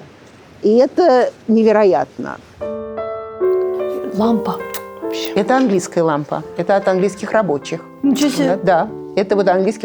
Когда он ездил в Лондон, Никита Сергеевич, ему рабочие, поскольку он все время встречался с пролетариатом без конца, с утра до вечера, они делали такие лампы, и они подарили ему. Нет, много всего такого. Какие-то подарки оседали там по каким-то причинам, но довольно редких случаев. Это уже то, что каким-то образом осело, это то, что осталось от квартиры. У них была квартира, когда его выкинули в Староконюшенном переулке. Вот там сейчас мемориальная доска. И это вот то, что осталось, когда бабушка умерла, это все расходилось, вот это вот то, что осталось. А это же Брежневский дом, да, получается, у вас? Этот? Да. Нет, это Горбачевка. Это 88-й год. Это был один из последних домов вот того периода. Там вот еще через Миусскую площадь, туда на Тверскую, более такой роскошный дом. Это вот последние дома 80-х годов. А до этого мы жили в Сталинке. Естественно, на Кутузовском проспекте. В Хрущевке вы не жили? В Хрущевке мы не жили. А как Никита Сергеевич относился к слову «Хрущевка» и вообще ко всей этой иронии?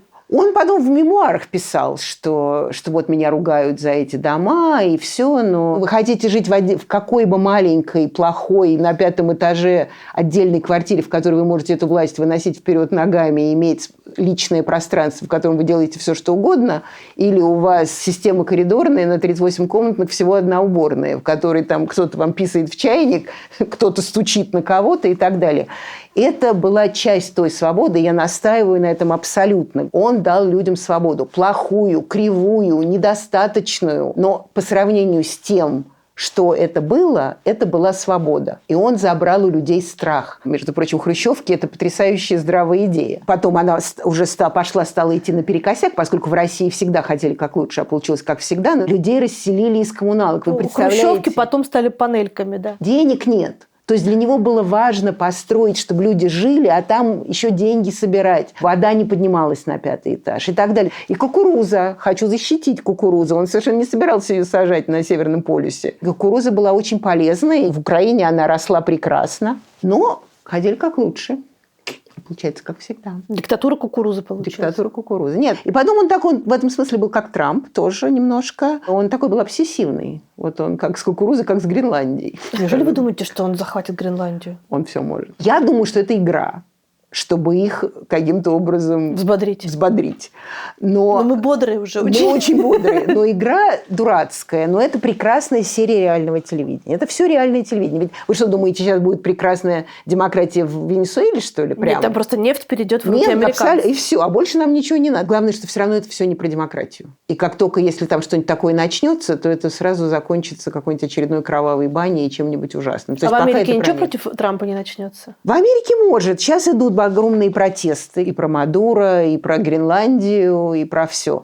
Но Европе все-таки нужно собраться. Нет, почему здесь Европа? Внутри Америки. Нет, я понимаю, но Европе нужно собраться, потому что пока Европа не отвечает на Гренландию, поскольку они хотят удержать Украину, поэтому они не отвечают на Гренландию, в Америке как бы идут протесты против Гренландии. Если бы Европа имела позицию, то и американские протесты тоже были бы намного более оформлены. Потому что все-таки протесты в Америке, если они идут, они всегда больше про себя. И все зависит от того, как будут чувствовать себя элиты. Потому что элиты в первый срок Трампа, как вы помните, собирались 25-ю статью Конституции вдохновить. Это по поводу сумасшествия президента. И таким образом его окоротить. Как будто бы он продвинулся в этом направлении. Он очень сильно продвинулся в этом направлении, очень сильно всех шокирует, но в этот раз он привел еще своих людей. И надо сказать, Демократическая партия себя проявила очень плохо, в том смысле, что вот то, что шли на поводу у Байдена последний год абсолютно, когда ясно было, что он не может быть президентом, всем, кроме тех, кто вокруг него находился, я думаю, что сейчас может стать легче, потому что все-таки народ как-то так приходит в чувство. Грядут выборы в ноябре, промежуточные, и посмотрим, как себя будут вести демократы. Кстати, Трамп еще торопится. Почему так? Он сейчас хочет все завоевать, всюду руку приложить, чтобы уже к ноябрю, если парламент вдруг станет демократическим, он начнет орать, что как в 2020 году я сколько всего сделал, а вы моей партии не даете быть в Конгрессе. Дальше может начаться следующее шоу. Демократы берут, предположим, хотя бы Сенат. Трампу становится труднее быть сумасшедшим. И дальше начинается следующий момент истины, когда его начинают импичивать, а он начинает всех обратно ставить к стене, потому что на самом деле республиканская партия выиграла выборы, а как же так и так далее. То есть у нас еще шоу внутри и снаружи куча. Но обычно все-таки протесты и изменения редко бывают по поводу войны. И в основном это по поводу экономики. Если бы Европа больше собралась с ответом, и не говорила, он этого не сделает и так далее, то были бы более уверенные американские протестующие. Потому что они протестуют против Трампа, а Европа, извините за выражение, ковыряет в носу, когда у них собираются забрать часть Европы. Книга о Хрущеве и исследования о Хрущеве – это, в общем, такое семейное хобби, да, можно сказать. Но основная ваша профессия все-таки политология, и поэтому все-таки свои вопросы про политику и про пропаганду я так или иначе задам. И прекрасно, потому что, как я говорю, я не профессиональный Хрущев. То есть книжка получилась случайно. Это было написано с пониманием сегодняшнего дня и как бы вот этой архитектуры диктатуры до как становятся диктаторами и так далее. Но, в общем, я занимаюсь тем, чем я занимаюсь. Я даже в своем университете не преподаю ничего про Россию. Я преподаю пропаганду, я преподаю Голливуд как главную форму пропаганды. У меня есть курс по глобальному авторитаризму и так далее. Мне кажется, что Путин, помимо всего прочего болезненного и трагического, что он изменил в истории, он открыл некий ящик Пандоры, некую возможность нарушать все правила, о которых раньше люди договорились. Делить территории, нападать большим державам, менять мировой порядок и так далее. И кажется, что это только начало. Но точно ли это Путин начал? Путин поставил в это жирную занозу мировой порядок, который еще можно было думать, что, например, И Путин об этом часто много говорит. Это правда.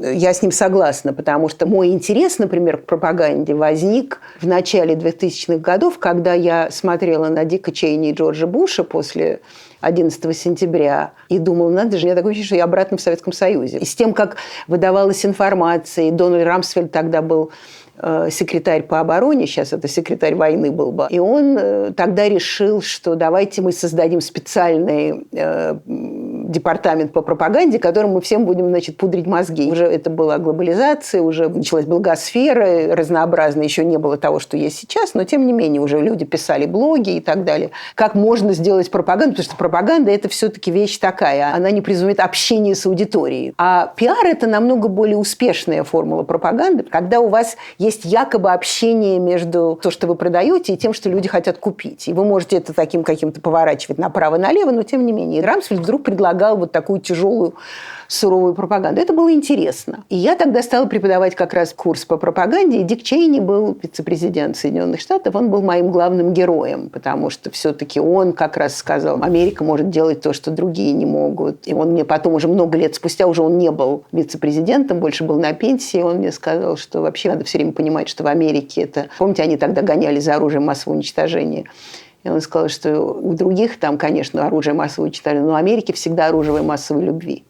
То есть это просто, значит, то, что Америка делает, это и есть та правда, которая должна быть. То есть все Он в это верил? Абсолютно. Он абсолютно потряс мое воображение, потому что заканчивается 20 век. В 20 веке были примеры страшных, ужасных диктатур, разрушений диктаторских и так далее. Все понимают, что это ужасно, что это было плохо, и вот 21 век начнется, будет глобализация, будут другие отношения, другая экономика. Россия – часть этой формулы. И вдруг в стране, которая считается самой демократичной в мире, вдруг приходит по формуле абсолютный диктатор. Он не диктатор в сталинском понимании, но человек, который действительно считает, что власть дает право на определенные решения, а мелким людям, которые там это критикуют, он сказал, это все task force. Но это Америка. 8 лет прошло, они не остались у власти, их перевыбрали. Но если бы это было в любой другой стране, там, России, Туркменистане, я не знаю где, то уже были бы золотые статуи, он с поднятой рукой, Чайноград, Чайнистан и все остальное. То есть вот он действительно был вот той формулой, как черная орхидея. И поэтому я его называю пациент ноль. Вот такой был Клинтон Баббл экономический. Дик Чейни пришел и воткнул туда танк. Как мне сказал один вашингтонский политик, он сказал, что если бы не было 11 сентября, то это была бы failed presidency, президентство Буша. Оно в 2004 году уже бы закончилось, потому что им бы нечего было предложить.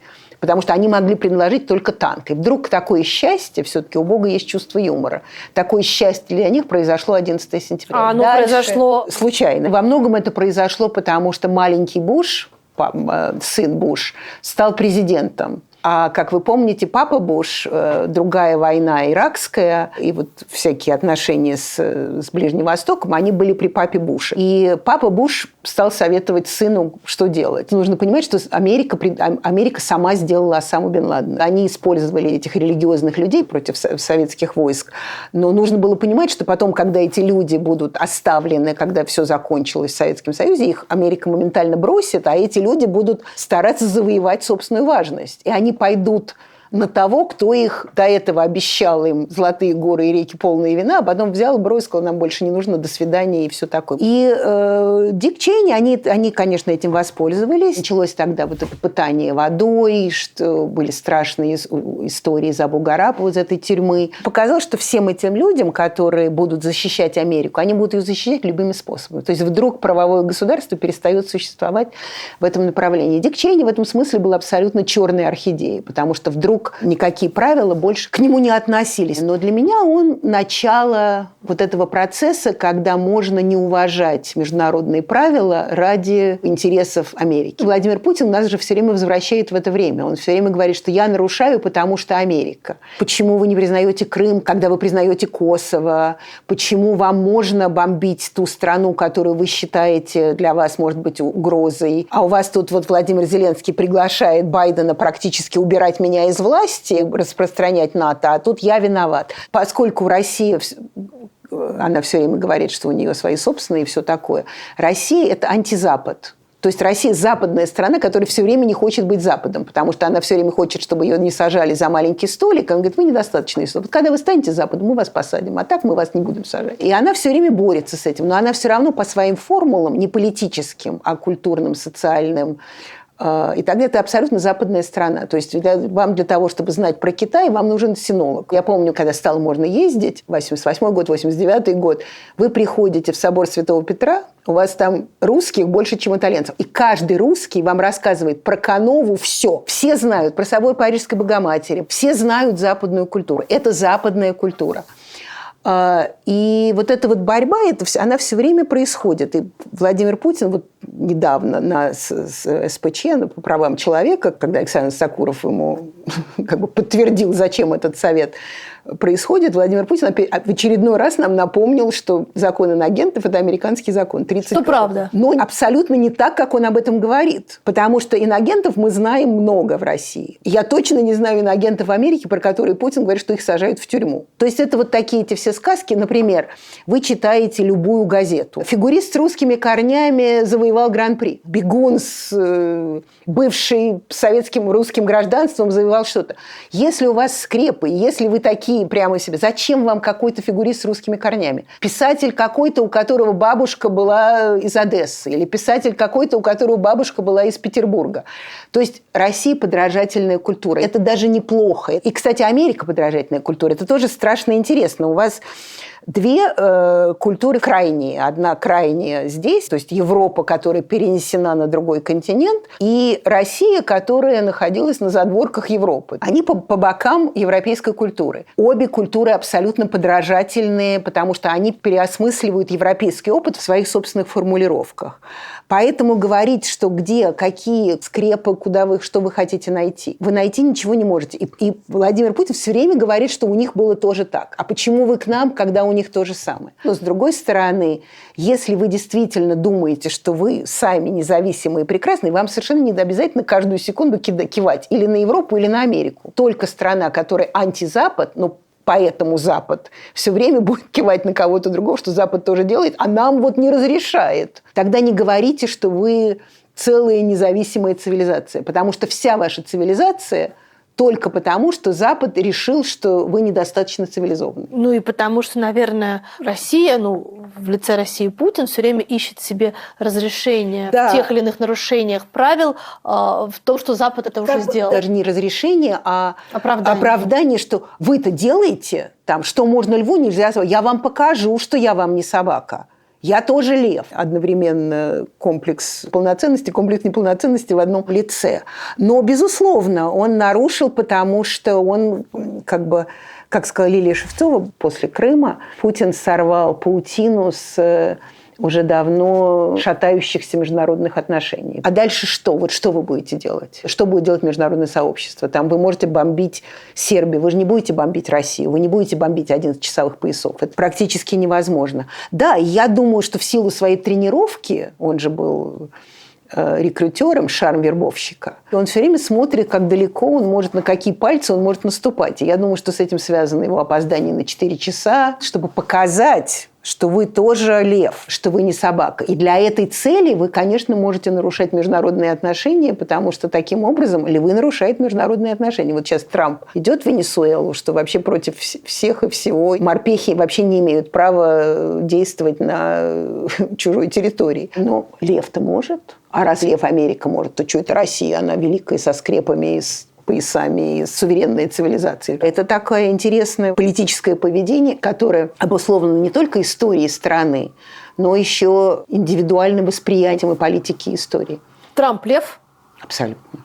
То есть он лев, не Джокер? И Джокер, и лев, в принципе, он метафигура. Каждый день у него новая, не серия, а новая сцена, новая серия вот этого шоу реального телевидения. Но фантастика нашей сегодняшней ситуации, что физическое и мета, то есть физическое и нереальное, сложилось в одну формулу. То есть мы, с одной стороны, живем в физическом мире, а с другой стороны, наше восприятие очень многое, оно очень многое уже гипотетическое в какой-то степени.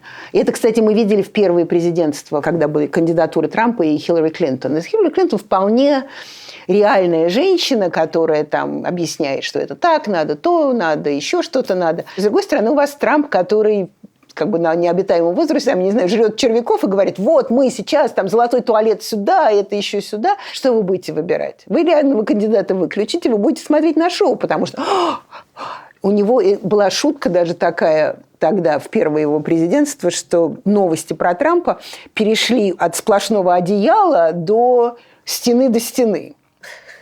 То есть практически это было только все про него. И в голливудском мире что мы выбираем? Мы выбираем героя фильма. Его выбрали как героя фильма. И он в первое свое президентство был таким методик, то есть он все время играл. Но, опять же, сочетание нашей реальности, что мы живем и в реальности, и в нереальности, то, что во второй свой срок он свое реальное телевидение перетаскивает в физическую реальность. Вот эти все его решения, как доги по увольнению людей. То есть, конечно, это шоу, но одновременно люди теряют работу. С Венесуэлой это, конечно, шоу. Там показывает, что вот мы сейчас, вот смотрите, как мы бомбим, у нас самое лучшее оружие в мире. Но это тоже реальность, потому что Марко Рубио, он сначала, помните, он как-то участвовал в Украине, хотя он точно хочет Путина разбить и вообще уничтожить и так далее. И он Путина ругал еще больше, чем Хиллари Клинтон, еще раньше, когда он был политиком.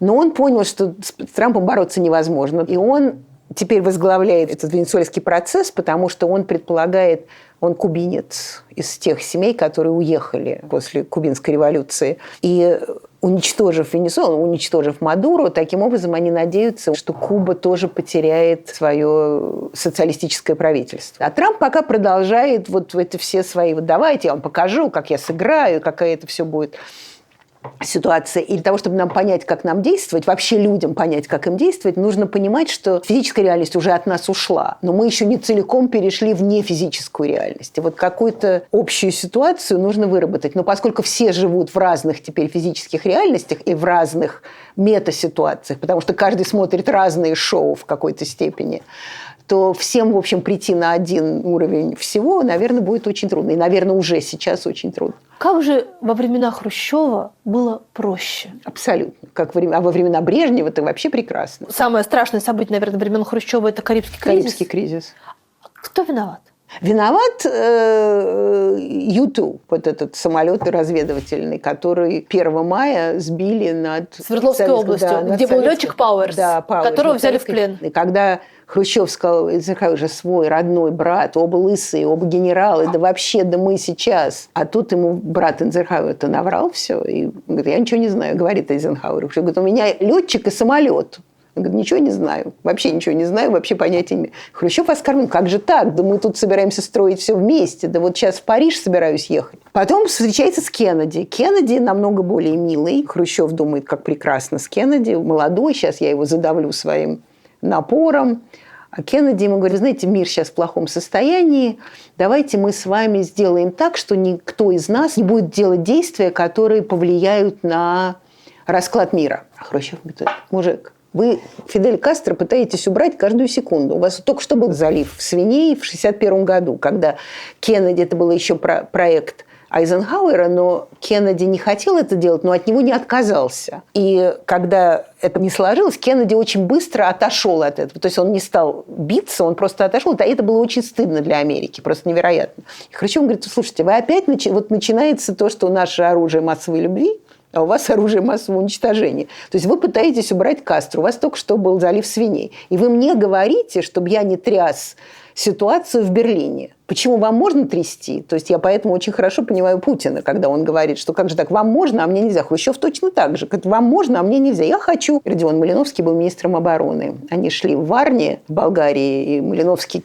как бы показал на Турцию с другой стороны и сказал, что вот оттуда смотрят на нас американские боеголовки. Хрущев, как же так? Да вот как же, а у нас, почему наши боеголовки не смотрят на Америку, говорит Хрущев. Сейчас мы закинем ежика в штаны дяде Сэму, говорит Хрущев. Правда так сказал? Да, абсолютно. Закинем ежика в штаны дяди Сэма. Он очень колоритно выражался. Громыко говорит, Никита Сергеевич, мы не думаем, что это хорошее дело. Да нет, да мы сейчас, да вот, да кто они такие, да мы все скроем, мы все покажем, а потом им просто будет делать нечего, а мы только для паритета. Паритет не удался, потому что это все было как-то по-советски это было сделано.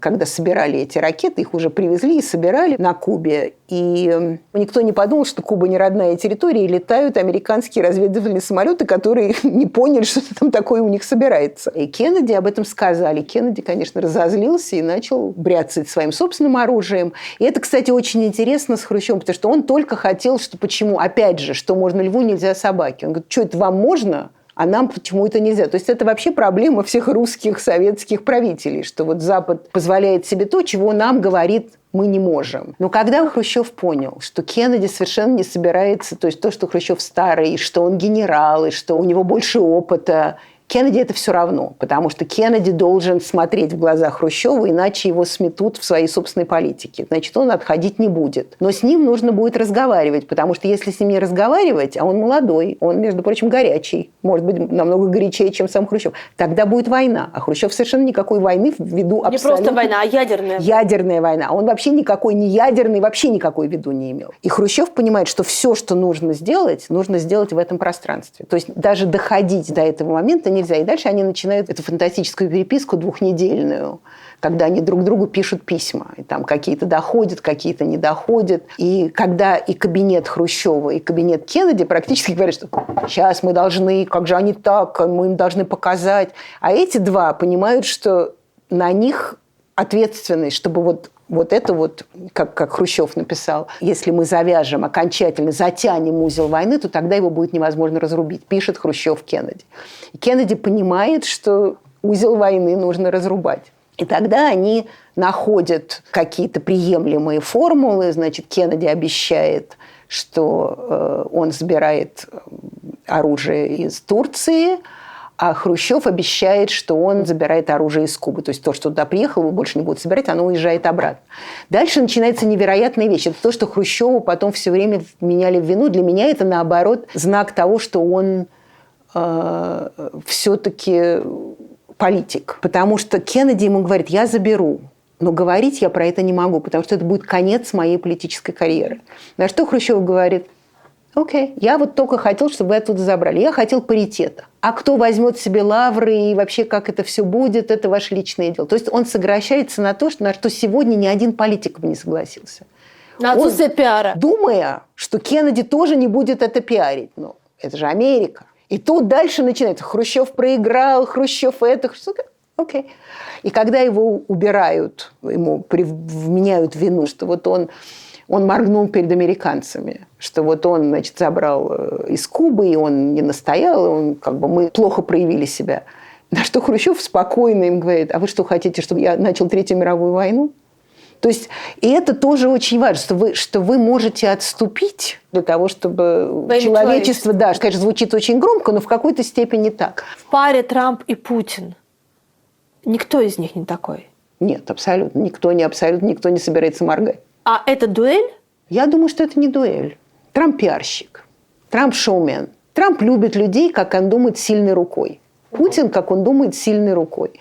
Как он сказал, когда он стал президентом, вот второй раз, что мы с Владимиром многое пережили. Значит, он с Владимиром многое пережил. Импичмент, в котором виноват, конечно, с его точки зрения, Зеленский. Зеленский от него все время что-то хочет. Владимир от него ничего не хочет. То есть, может быть, и хочет, но делает вид, что ничего не хочет. Нет, я не думаю, что это дуэль. Я думаю, что Трамп просто, он действительно считает вот этих людей, Си Цзиньпин, Эрдоган, Виктор Орбан, Владимир, это люди, которыми ему нечего делить. Для Трампа это все сделка. С ними можно делать вот эти все... Потому что сейчас очень много сравнивают американское президентство с халифатами Ближнего Востока. То есть вот там этот человек в челме, и он решает, там, я вам даю это, а вы мне даете это, но тем не менее мы не разрушаем государство, потому что тогда в Дубай там все приезжают и так далее, и так далее.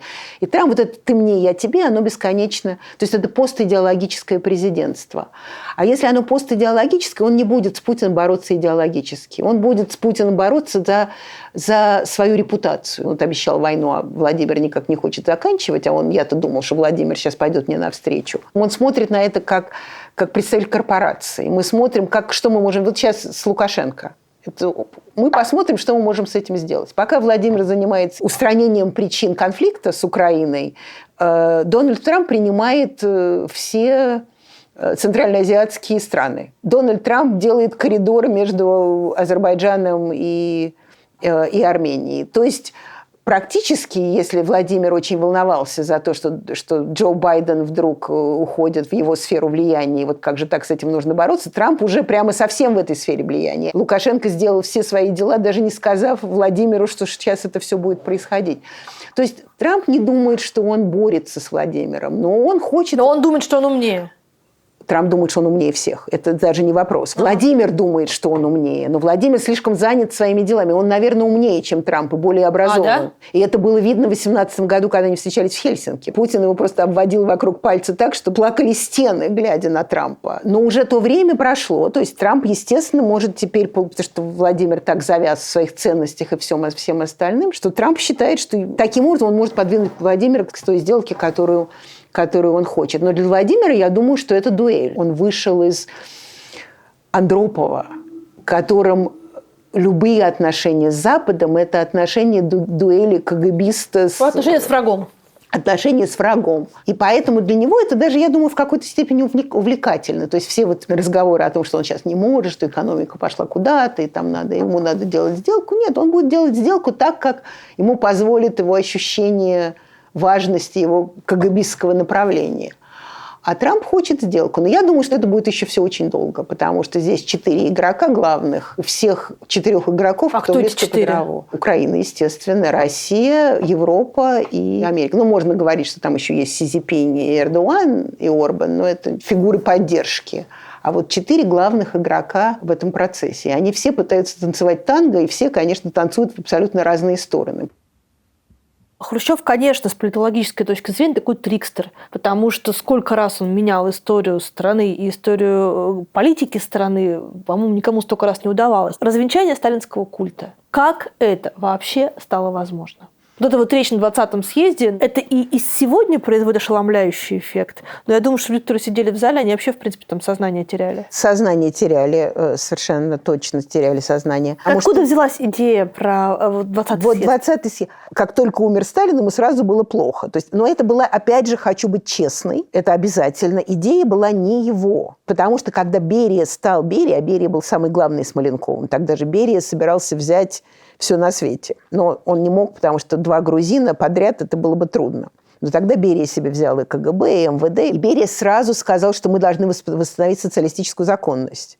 На что Микоян ему сказал, когда это идет от начальника МВД, ты понимаешь, что это обещание народу. И Берия сказал, да, я все понимаю, там, и так далее. Тогда вернули Полину, Молотову отдали Полину. То есть действительно стали выходить. Помните, фильм был «Холодное лето» 53-го? Там оно немножко утрировано, и бандитизм утрирован, и как выходили. Но, тем не менее, это Берия давала эти приказы, что не самые большие преступления, экономические преступления, там вот этот закон о колосках, когда вы ничего не имеете права красть с поля колхозного и так далее. То есть, в общем, Берия был первой ласточкой вот этих освобождений. Он, на самом деле, будучи связан с шарашками, и со всеми расследованиями. В общем, главой всего этого репрессионного движения. Совершенно верно. Вот этого гулагного конгломерата, что называется. Он просто понял, что на идеологии это не вытянуть.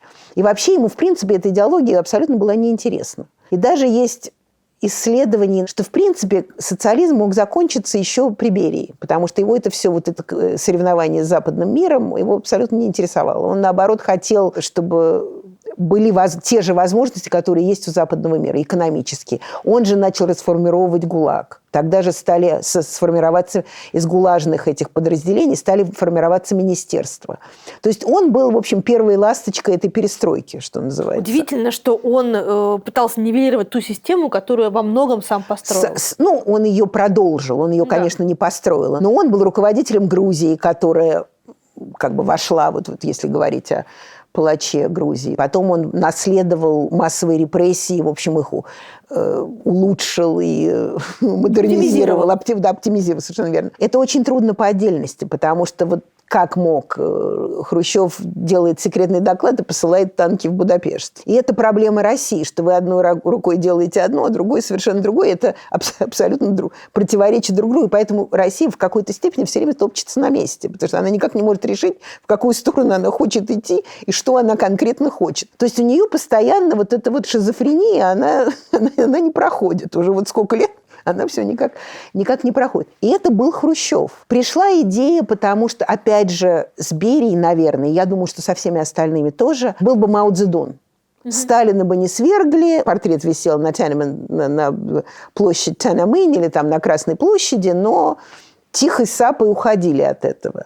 И потребовался Хрущев, то есть это был характер Хрущева, что он сейчас вот надо сказать правду, потому что если мы не скажем, и молодые уже следующее поколение, Суслов, Аристов, вот эти вот молодые ребята, молодые люди, Шипилов, примкнувшие к ним, да, совершенно верно, они все это восприняли с огромным энтузиазмом, потому что им старая вот эта вот формула сталинизма, где все будут трепать, она им тоже была совершенно не нужна. Но перегибы, потому что культ личности. И, конечно, естественно, все свалило на Сталина, на Берию. Это все к вопросу о том, что это страна экстремала. Сначала вы всех уничтожаете ради великого будущего, а потом вы отрицаете тех, кто уничтожал, ради такого же великого будущего. У Юрия Лотмана был такой совершенно великий философ. У него есть прекрасная книга, называется, кажется, «История и взрыв». И вот он там описывает парадокс тирании, почему Россия всегда выбирает себе тирана, вместо того, чтобы выбирать не тирана, потому что она никогда не верит, что изменения произойдут и в лучшую сторону, поэтому она готова терпеть самого страшного тирана. И еще его формула, что Россия страна не эволюционная. Это правда, она не эволюционная. У нее эволюция происходит через революции. То есть она должна стирать все предыдущее для того, чтобы строить последующее. А когда вы стираете все предыдущее, у вас нет материала, на котором вы строите то, что сегодня происходит. И поэтому Россия все время ходит по этому кругу. Она вот стирает, говорит, нет, все было неправильно, вот сейчас мы все сделаем, потом приходит следующий, говорит, все было неправильно, мы все сделаем и так далее. То есть Хрущев пошел по этому пути. С одной стороны, это его недостаток. С другой стороны, это очень важно, потому что он первый раз сказал, что власть не святая. Потому что русский человек каким-то образом оказывается, даже когда эта власть выбирается, даже когда это не царская власть, она все равно потом становится святой по определению власти. Помните, когда Медведев стал президентом, у него вдруг поднялись рейтинги. Почему? Он вдруг сидит там, где сидит власть. Он еще ничего не сделал, но уже он власть. И Хрущев сказал, власть не святая. С властью можно разговаривать. Можно говорить, что это недостаток, что он снял Сталина с пьедестала. С другой стороны, я, например, считаю, что это потрясающе, потому что он сказал, что власть может иметь перегибы, она может делать ошибки, и моление на власть – это проблема нашего существования. И поэтому, с моей точки зрения, секретный доклад – это великое свершение, потому что в какой-то раз, русскому человеку сказали, российскому, советскому человеку сказали, что вы должны смотреть на то, что делает власть, глазами не влюбленного подданного, а глазами человека, для которого эта власть служит. Но это же был короткий период его правления. Короткий, но все-таки до 2007, 2008, 2009 года Сталин не появлялся в публичном пространстве. То есть я, например, выросла без Сталина. Да, но сам Хрущев делает свой внутренний поворот от человека, который дает свободы, до человека, который все-таки начинает закручивать гайки. Абсолютно. Он разочаровался в идее свободы для своей страны? Нет, он не разочаровался. У него такая есть потрясающая фраза. Россия – это как чан с тестом. Вы руку опускаете, доходите до дна. Думаете, вот все, значит, вы сделали. Руку поднимаете, и перед вами опять все, как будто ничего не изменилось, тот же чан с тестом. Он начал буксовать. Система начала буксовать. Как раз вот ту формулу, которую уничтожили с Берией, после Берии, уничтожение своих противников за счет их арестов и так далее, ее уже больше не было. И проблема Горбачева тоже, потому что они хотели как лучше, а потом через какое-то время получалось как всегда. То есть они не могли эту руку из этого теста вытащить и это тесто изменить. Хрущев 1958 года – это не Хрущев 1962. После 1961 года, говорила Фурцева Екатерина Алексеевна, рассказывала моей маме, она сказала, что такое ощущение, что твой отец сошел с ума. Это был 22-й съезд. У него когда он как раз объявил, что следующее поколение советских людей будет жить при коммунизме, и Екатерина Алексеевна сказала, просто все, с ним невозможно было ни спорить, ни разговаривать, он уже ничего не слушал, он уже все знал, был специалистом по всему. Это проблема вождизма. Власть сводит с ума. То есть, как говорил Андрей Сахаров, поцелуй этой власти смертелен. То есть Хрущев уже... И потом, и, кстати, тетя Рада, я это в книжке пишу, что они, когда его сняли в 1964 году, они радовались, что его сняли. Семья. Они думали, что наконец-то, что система начала буксовать, что он начал бронзоветь, и что вот сейчас придет новая кровь, и его все начальные начинания, они все пойдут в новом русле. И это тоже его трагедия. И долгое время развитие России, Советского Союза, потом России, определялось его существованием в политике, включая Косыгинскую реформу, включая отношения к Сталину, включая отношения с Западом. Мы не можем говорить о перестройке без Хрущева ни в коем случае, потому что, например, даже и Александр Николаевич Яковлев про это рассказывал, что он смотрел на речи Хрущева, вот эти все слова, перестройка, гласность, они все были в речах Хрущева 59 года, 61 года. То есть они брали оттуда те вещи, которые Хрущеву тогда написал Аджубей, Бурлацкий, Троиновский. Например, Хрущев, когда он готовил документы к программе партии, они же хотели переписать программу партии, собирались переписать, он хотел избавиться от слова «диктатура». Он сказал, что никакая диктатура не может быть у нас диктатура пролетариата, то есть диктатура всегда предполагает насилие. Значит, мы больше не будем говорить про диктатуру. Он думал, что хорошо бы иметь две партии, то есть хотя бы крестьянскую, и у партии должно быть соревнование.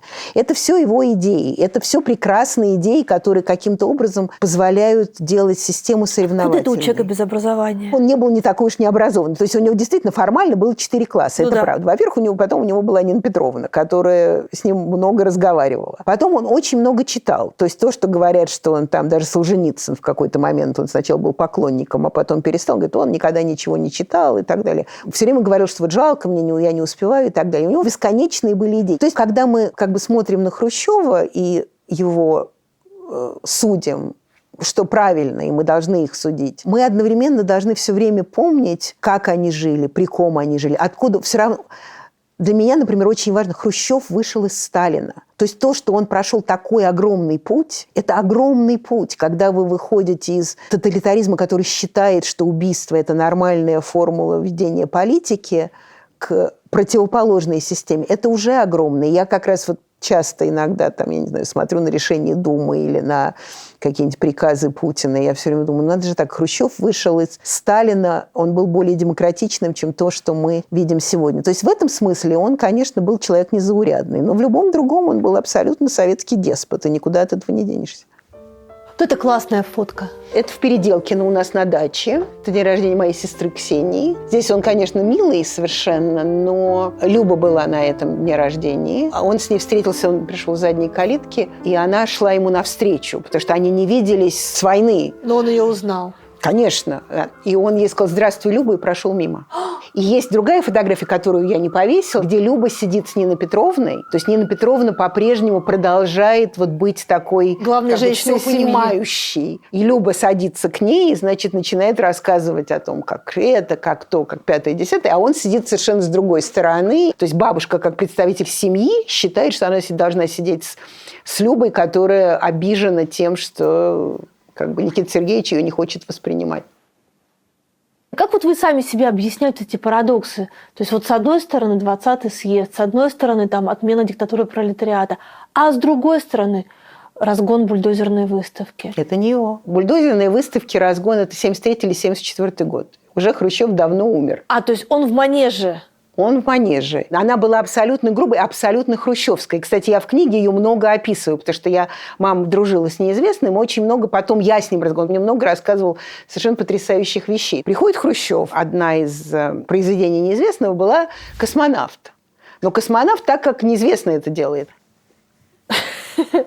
Сделано из латуни. Так. Хрущев-то, он же у нас шахтер, он сейчас про латунь быстро. Он говорит, вот мы там латунь добивали, а вы тут на нее. Какой это космонавт? Это никакой не космонавт. И смотрит на это все вокруг, а там все кривое. Он смотрит. А что он туда пошел? Потому что сказали, с ним это было всегда. То есть, например, идет Союз писателей. Вот что он попрется на Союз писателей? К нему приходят и говорят, что вот, писатели против, туда-сюда. Других посмотреть, себя показать. Он сейчас быстро, значит, туда побежит и им все быстро объяснит. И вдруг он появляется на этих встречах и начинает им объяснять. То же самое ему сказали, что вот там вот выставка в Манеже, произведение искусства, причем пришли старые мастодонты социалистического реализма. А то есть они ему стуканули? Они ему стуканули, потому что все эти художники и писатели делают то, что они, между прочим, даже не смели бы и не подумали делать при Сталине. И все больше и больше. И они там вот эти битники и все такое, да как же так, да наши. И, в общем, приходит к Ильичеву, который занимается идеологией. Хрущев, вот он такой. Ильичев, как же так, да мы сейчас... Они говорят, Хрущев, выставляют что-то ужасное, просто ужасное. специально зная его взрывную натуру, а она все больше становится взрывной с возрастом и с властью, потому что люди бронзовеют, он приходит туда и видит то, что он видит. То есть там они проходят через залы социалистического реализма. Ну, социалистического, и хрен с ним, все хорошо. А его специально ведут туда, где они знают, что он сейчас будет возмущаться, потому что это не наше социалистическое искусство. Фурцева Екатерина Алексеевна об этом не знает. То есть она министр культуры, который не знает, что первый секретарь идет на выставку в Манеже. Но все знают. Он же до этого оскорблял Академию наук, говорил, зачем нам такая Академия наук, если вы не патриотичные. Сахарову, когда Сахаров выступил против идеологизации всего и ядерных исследований. Он сказал, что вот вы, Академия наук, идете за Сахаровым из партии исключить. Ему говорят, а он не член партии. Ой, как же так, вы идете за Сахаровым, который даже не член партии. То есть ясно было, как он реагирует на такие вещи. Но опять же, с Сахаровым ничего не случилось. Точно так же, как он на них наорал, когда он увидел это искусство. То есть он думает, там понятно, когда западные это делают, это же наши, это же свои, они же войну прошли. Чего же они тут такое, вот это вот все кривое, косое какое-то. Дальше его приводят к неизвестному. И дальше неизвестный. У него было достаточно смелости, чтобы объяснять Хрущеву, почему это искусство имеет право на существование. И не первый раз они уже таким образом сталкивались. Тоже есть фотографии гениальные совершенно, где стоит Хрущев, значит, ему что-то такое рассказывает. А неизвестный вот так вот он руку держит, и ему вот так вот все обратно объясняет. Почему не бульдозерная выставка? Потому что Хрущев приходил сам, они с ним спорили. И он с ними соглашался, не соглашался. Неизвестный рассказывает потрясающую историю. Говорит, если вам не нравится наш советский образ жизни, тогда мы вам дадим паспорт. Товарищ неизвестный, вы поезжаете к своим западным хозяевам. На что неизвестный ему говорит, Никита Сергеевич, я прошел войну, я советский человек. Не вам за меня, Никита Сергеевич, родину выбирать. Хрущев перестает орать, берет неизвестного в охапку, целует его в обе щеки, а потом продолжает чехвостить. И неизвестный про это говорил. Мы стояли лицом к лицу, сталкивались с животами, и было видно, что я разговариваю с человеком. Бульдозерная выставка – это выставка Брежнева. Пришли КГБшники, военные, и смели все бульдозерами нафиг. Да. Хрущев бы пошел сам. Он бы пошел сам, еще сел бы в этот бульдозер, сказал, ребята, я вам сейчас покажу, да мы, да это. Это абсолютно никак не оправдывает его часто самодурного поведения. Но это поведение человека, который находится с вами на одном уровне. Он не думает, что он лучше. Поэтому я его называю вождь вне системы. Потому что он, с одной стороны, конечно, был вождем, а с другой стороны, он все время себя вел как не вождь. И в Манеже он на них орал. Но выставка осталась. У вас сегодня на вам придет какой-нибудь главный, наорет, у вас останется выставка? Не останется. Причем он сделал им рекламу, потому что всем этим авангардистам, которые там были, после этого их стали раскупать, как сумасшедшие стали раскупать западные дипломаты, вот всех этих художников. Поэтому все равно Манеж, каким бы грубым он ни был, это все равно было разговор художника и власти. И после Хрущева власть с художниками очень много лет не разговаривала. Может быть, вы со мной не согласитесь, но для меня одна из самых трагичных страниц правления Хрущева – это расстрел протестующих в Новочеркасске. Тут ты уже не скажешь, что так все делали и все подписывали. Это единоличное решение, и решение трагическое, стрелять в свой собственный народ, который вышел на протесты от голода, к которому ты и привел свою страну. Я еще раз говорю, что я его не оправдываю ни за подписи, ни за это. Про Новочеркасск никогда дома не разговаривали вообще. Вот про все говорили. Про Карибский кризис, про 1956 год, потравление кибернетики, потравление генетики. Про 1962 год никогда никто не говорил. Мама знала, потому что была журналистом в ВПН, и они курили в садике, там, где стоит Высоцкий, и говорили, что вот как же так, потому что когда был суд новочеркасский, журналисты про него писали. И вот это тоже такой двойной орел бесконечный. То есть вы можете что-то говорить, а про причины этого вы говорить не можете. Да, и это его огромная ответственность. И, может быть, он про это никогда и не говорил, потому что это его огромная ответственность. И послал Фрола Козлова, который был таким суровым аппаратчиком, вместе с Анастасом Микояном, чтобы они вместе эту историю размотали. И как бы был приказ из Москвы, что вы смотрите на месте, как вы будете себя вести. Это вертикаль власти. А в вертикали власти, это так же, как с Крымом, отвечает главный. Делал он это, не делал, приказывал, не приказывал, отвечает главный. И не только Новочеркасск. Это мы просто про Новочеркасск говорим. Вот вы говорите, это для вас самое страшное. Для мамы тоже это было самое страшное. Хотя для нее хуже был Пастернак. Вот когда Пастернака не пустили на вручение Нобелевской премии, и когда его потом гнобили свои же собственные литераторы во всей печати, она сказала, что она в университет не ходила, потому что ей было стыдно смотреть людям в глаза за это. Это какой позор. Она сделала вид, что она болеет. Вот для нее это была самая страшная история. Но Новочеркасск, конечно, очень, очень страшный. Но он не такой страшный, как когда развенчали Сталина в 1956 году, и, как вы знаете, были огромные протесты в Грузии, гигантские. Их точно, между прочим, точно так же их пытались подавить. Причем тоже вот как бы Сталин давил протесты против, возможные протесты против себя, хотя никто не осмеливался. А тут таким же образом давят протесты против десталинизации. Ну, тут, понимаете, как тут такая причинно-следственная связь в новочеркасском деле, потому что реформы, назовем их реформы, сельского хозяйства Хрущева были реформы, конечно. Привели к голоду в стране. Абсолютно. И вот люди выходят от голода, то, что цены повысились, и из-за всех этих реформ, которые были проведены под руководством Хрущева, им буквально нечего есть. Безусловно. Безусловно. И, кстати, генерал Лебедь рассказывал эти истории, потому что он был мальчиком. Они мальчиком смотрели, за расстрелом. Они его и смотрели как раз потому, что, как он рассказывал, что стреляли вверх, и у него погибали ребята, которые висели на деревьях, смотрели. Точно это, вот я знаю, что Юрий Щекочихин сделал большой очень, очень разбор. Но да, что вы от меня хотите услышать? Что он виноват? В этом, конечно, виноват. Вот как раз он за это никогда не взял на себя ответственности. Я не знаю почему, потому что он как раз за все остальное он брал. Хотя Венгрию он защищал, на самом деле, и свои действия в Венгрии. Новочеркасск никогда не защищал и никогда про это не говорил. Видимо, потому что защищать было нечем. Хотя Нина Петровна, между прочим, она была абсолютно не поклонница Анастаса Ивановича Микояна, просто глубокая не поклонница. Почему твой Микоян никогда не объяснил, почему он не стал 27-м бакинским комиссаром? Потому что он же так был.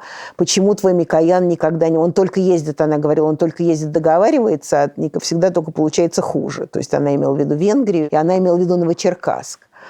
Да, трагические истории, советские, и Хрущев абсолютно никак не избавляется от ответственности за них. Если вы меня спрашиваете, почему он сделал такие плохие реформы, которые привели к голоду и потом Новочеркасску, я вам скажу, что Советский Союз была система нереформируемая. Брежневу повезло, потому что были высокие цены на нефть, то есть каким-то образом. Но, в общем, это была система нереформируемая. То есть, когда мы говорим о провале хрущевских реформ, вы не можете систему ГУЛАГа, даже если у него нет экстремального ГУЛАГа, у вас колхозы. Кстати, он сам же открыл вот эти кооперативы, которые потом назвали Косыгинской реформой. Это, кстати, была хрущевская реформа. Вот этот Либерман, Нечаев, вот эти все экономисты, которые предлагали выходить из смирительной рубашки плановой экономики. Как раз когда вот начались эти все кооперативы, их же потом начали сажать за то, что они кооперативы. И это проблема, опять же, того же двуглавого орла, который хочет одно, делает другое,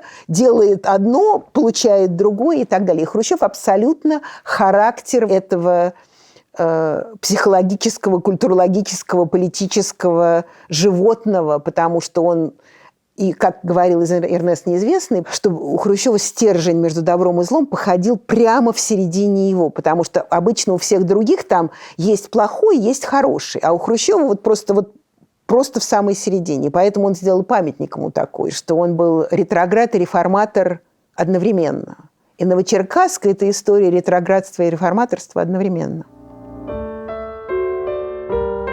Ой, боже, это кто там за лялька? Это лялька, это я. Это последние моменты хрущевского существования. Он уже в отставке, но вот еще какие-то там отношения есть. Вот это до Нового года, когда его снимают. Это бабушка Нина Петровна, моя мама, это я. Это я, кажется, вот я только что поступила в университет. Это тоже последний год. Сколько у него здесь медалей?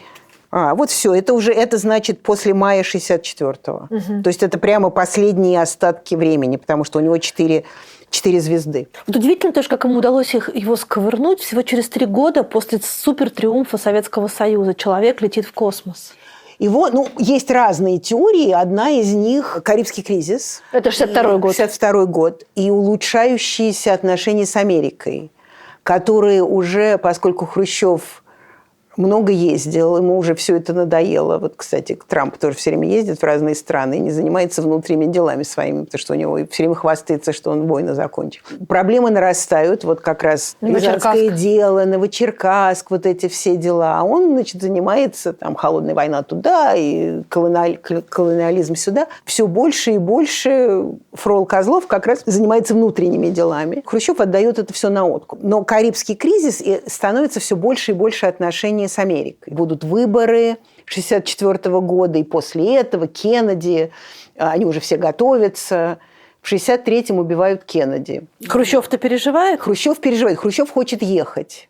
На похороны. Но бабушка говорит, не надо туда ехать, потому что, во-первых, это советский след. Ли Харвей Освальд. И раз там советский след, то все будут заниматься, вот, Хрущев специально подослал, чтобы убили Кеннеди, ай-яй-яй, убивают Кеннеди. Карибский кризис теперь можно шить Хрущеву. Вместо победы это может становиться поражением. Потом вот эти все перетрубации, которые всем до смерти надоели. И одна из причин, это многие считают главная причина 1964 года, я думаю, что все эти причины, но одна из них. Он хотел, чтобы так называемая ротация власти. Чтобы вы у власти не сидели по 100 миллионов лет. И вообще нечего тут.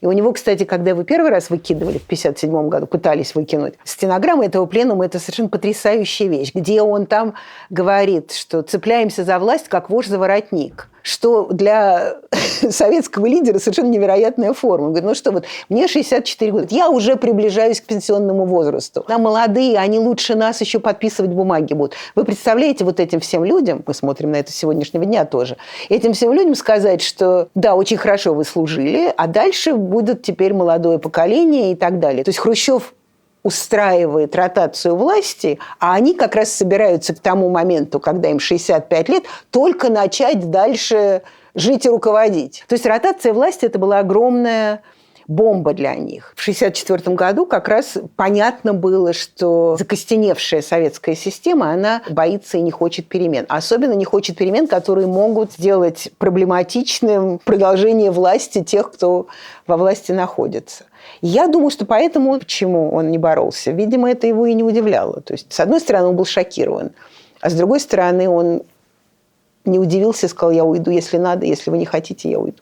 Почему, когда, в общем, с моей точки зрения, в результате заговора, а есть точка зрения, что в результате демократического голосования его отстранили от власти? Демократического голосования. Почему он не стал сопротивляться? Это тоже огромный вопрос. У каждого своя история. Мама говорит, что он устал. Он уже не хотел, и уже он, собственно, он как бы себя изжил. Меня больше интересует вопрос не почему он устал сопротивляться, а почему его же 7 раз предупредили. И он 7 раз сделал вид, что он не понял. Это человек, который обошел всех. То есть, если вы у Сталина бы спросили в 1953 году перед смертью, кто меня заменит, Хрущев, он не просто был бы последним. Его вообще не было в этом списке. Человек, который, как говорил, по-моему, Молотов про него, он повалил этого зверя, то есть зверя Берию. И тут ему 7 раз говорят, причем от разных сторон, что это будет, это происходит. И он пишет, у него в этот момент был Сукарно индонезийский, он пишет, дорогой брат Карно, мне все говорят, что я устал и должен отдыхать. Я совершенно не чувствую, что я устал и должен отдыхать. То есть, так вот, тебя отправляют на заговор. Когда ему позвонили, сказали, надо ехать в Москву, там, чтобы... В Спецунды, да, что надо ехать в Москву, он выходит, Микоян там, как всегда, он выходит и говорит Микояну, да ничего у них там нет, у них никаких проблем со съездом и вообще ни с чем. Это явно под меня подсиживают. То есть он это понимает, он едет, он приходит, он подписывает. И бабушкина теория была, что он бы мог бороться, но тогда бы он опять начался бы вот этот вот кровавый виток борьбы за власть, который, возможно, бы привела к проблемам, которые он считал, Советский Союз уже прошел. То есть это как бы была уже такая сменяемость власти. И он ушел. Никакой это не было, никаким там голосованием это все не было. Они его привели снимать и сняли. Ну, естественно, голосование потом было. Он действительно всем надоел. Он начинает это. Через 5 минут это не работает, он начинает другое. Потом он начинает 4. Он все время ищет вот какую-то волшебную формулу. Кстати, тоже вполне русская такая сказочная формула существования. Он все время ищет какую-то формулу, которая вот сейчас раз, и вот все, прям вот спасет. Целина, скатерть, самобранка. В хрущевке это каждому по дворцу. Там, вот сейчас мы палочкой помашем, будет дворец. Гагарин – это ковер-самолет. То есть он абсолютно, как сказочный персонаж, он все время искал, что вот сейчас мы это вот Лысенко, мы сейчас все это сложим, и все будет отлично, и прекрасно, и потрясающе. И все устали. И я даже, когда вот стала его изучать, потому что я его помнила, ну, дедушка и дедушка, ради бога. И он такой, в общем, был довольно освяченный, скажем так, дома. Особенно, когда ты растешь во время, когда его не упоминают в школе, и все, что было сделано в его времени, это Коммунистическая партия Советского Союза, то как-то у тебя, естественно, ты начинаешь, даже если ты не хочешь, ты начинаешь думать с придыханием. А тут я начала им разбираться, думаю, господи, ну ты подожди, ты уже дай сказать кому-нибудь, ну уже успокойся, уже дай, чтобы это хоть проросло хоть как-то. И это важная черта его характера, и это тоже нам, к сожалению, их частью, в общем, нужно понимать.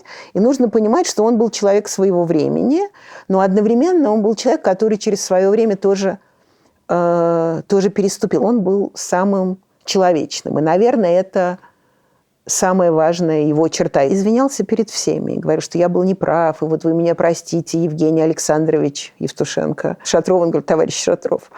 Товарищ Евтушенко, вы меня извините, что если что, вы понимаете, что я там должен был, и так далее, и так далее. И Евтушенко, ему это был август 71-го, а он умер 11 сентября 71 года. То есть прям один из последних визитов.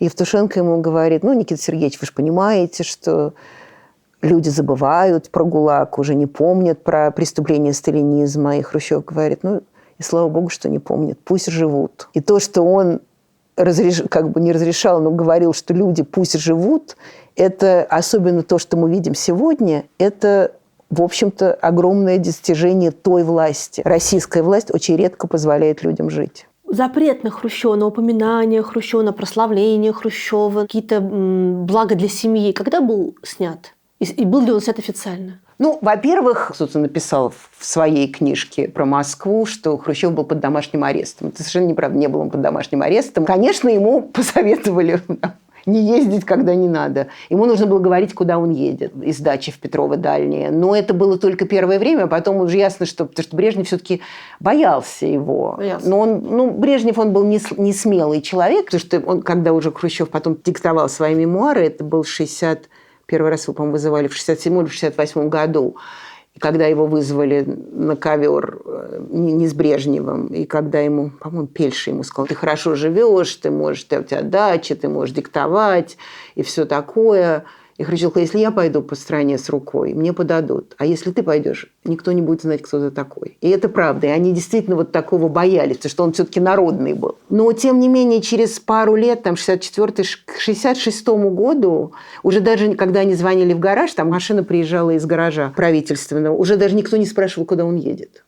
То есть поначалу там он хотел пойти в театр Вахтангова, и его не пускали. Говорили, что там был какой-то, не помню, украинская какая-то пьеса, и он хотел туда пойти, и его не пустили. Еще был режиссером Рубен Николаевич Симонов, который сказал, раз они не дают машину, мы сами пришли. Ну все, и он не пошел в конце концов, и слава богу, потому что это была совершенно антихрущевская пьеса Корничука, с которым они были очень близкими друзьями. Он ходил на большевиков, на Михаила Шатрова в «Современнике».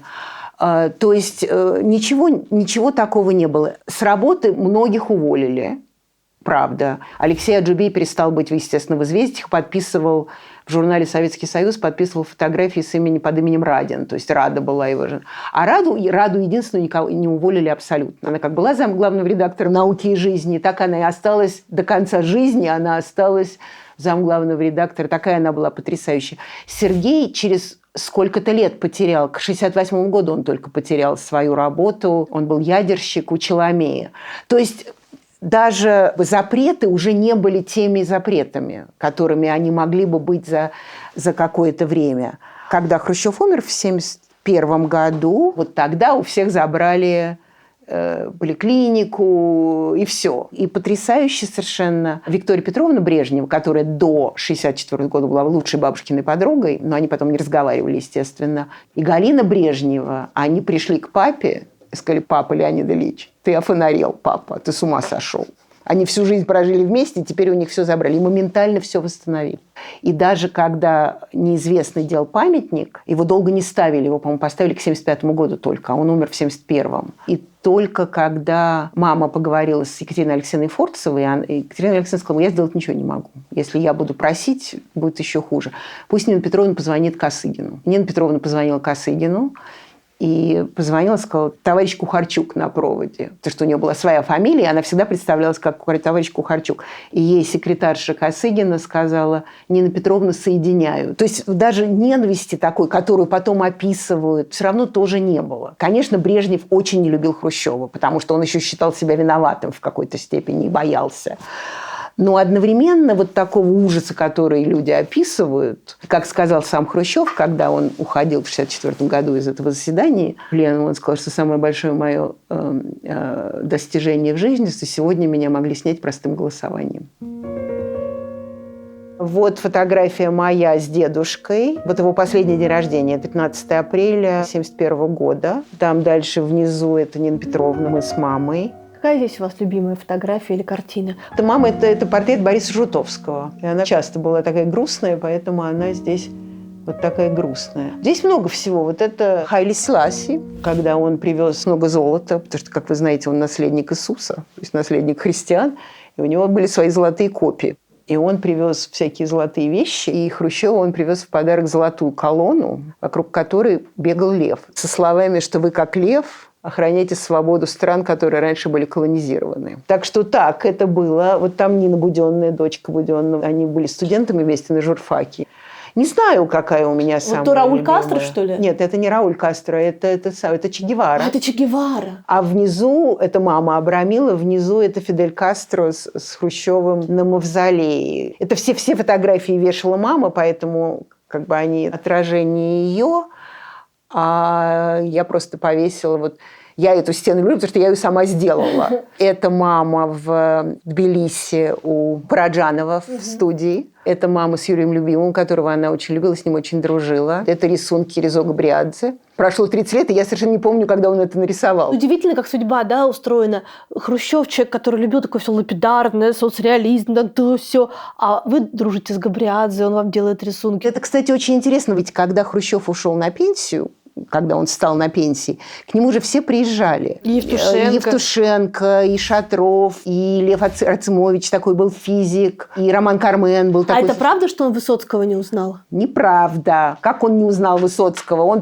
Высоцкий приехал с моей мамой. Он не мог Легенда гласит, что так, он не знал, кто такой не Высоцкий. знал, абсолютно не знал. Нет, откуда он может знать, кто такой Высоцкий? Вся страна знает, я вас нет. умоляю, он Высоцкого слушает, что ли? Нет, конечно. Он понятия не имел, кто такой Высоцкий. Совершенно абсолютная правда. Это... То есть ваша мама дружит с Высоцким, и она приводит его домой? Потому что она приводила всех, когда это была пенсия, и они перед первым заседанием и самим пленумом, когда все уже голосовали, свободное голосование, был перерыв. И они поехали на дачу гулять в лесу, как она рассказывала. И он ей тогда сказал: вот сейчас я выйду на пенсию, и тогда я все прочитаю, что ты мне всю жизнь говорила читать, и буду такой же умной, как твои интеллектуальные друзья.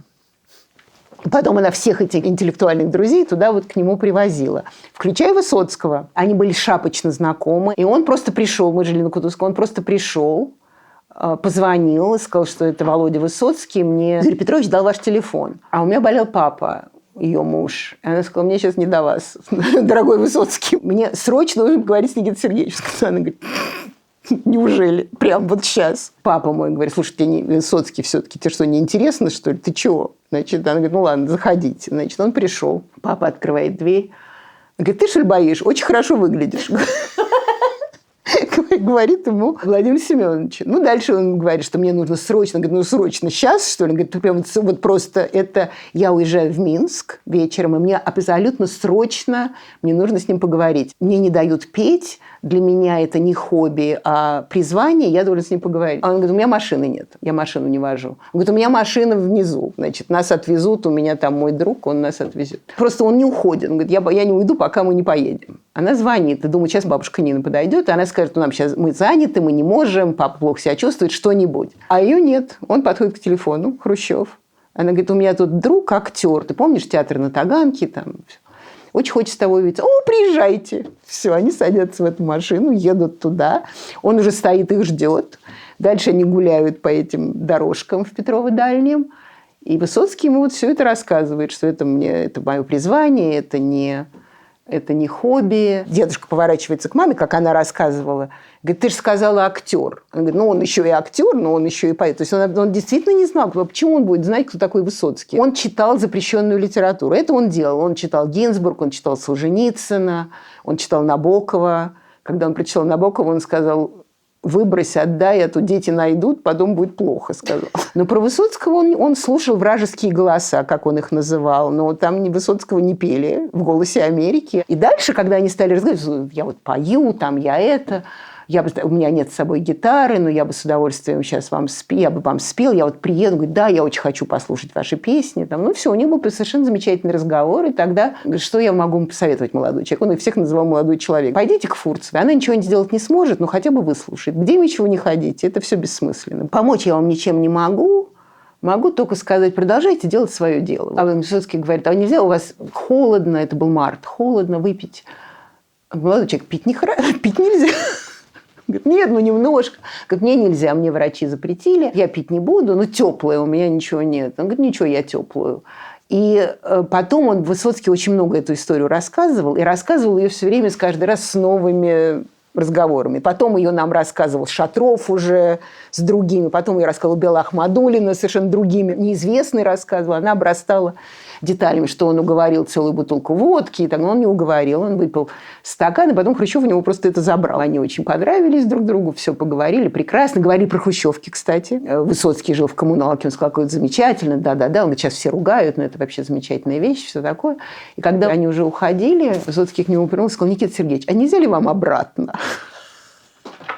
И Хрущев ему говорит, молодой человек, обратно меня никто не возьмет. Но что важно, что когда Хрущева сняли, интеллигенция от него очень устала, как и все. И им стало его очень не хватать, потому что при нем все равно это было можно. Он там мог на неизвестного кричать, он мог ругать их на всех этих встречах и так далее. Как сам неизвестный мне говорил, он говорит, слушай, мы все равно разговаривали с человеком. И поэтому они все приезжали именно за вот этой вот человечностью. Это был такой способ неопасного диссидентства. Дружить с Юлией Хрущевой, с моей мамой. То есть вы в государстве, но одновременно выражаете свое мнение об этом государстве, будучи с ней другом. И у нее день рождения 21 января. Это был абсолютно такой московский праздник, куда приходил Высоцкий. Все приходили. Потому что все приходили на день рождения. Я помню, Василий Аксенов и Андрей Биттов разговаривали, они вдруг разошлись, они говорили это день рождения Ленина. День смерти Ленина. День смерти Ленина. И они какую-то совершенно жуткую крамолу несли. В этот день, в день смерти Ленина, на ее день рождения. Уже не только про Сталина, а уже и про Ленина, и уже и про Брежнева и так далее. Такое было время, и такое было собрание, в котором уже все это можно было говорить. Но то, что она Хрущева, это было важно. То, что вы с Хрущевым разговариваете, как противоположности брежневского режима, хотя он не был таким уж противоположным, это тоже было важно. И поэтому у нас здесь столько всего и столько всякой памяти. С Пастернаком он в итоге когда-нибудь встретился? Он никогда не встретился с Пастернаком, никогда перед Пастернаком не извинились. Я очень дружила с внучкой Всеволода Иванова, бронепоезд 1469, кажется.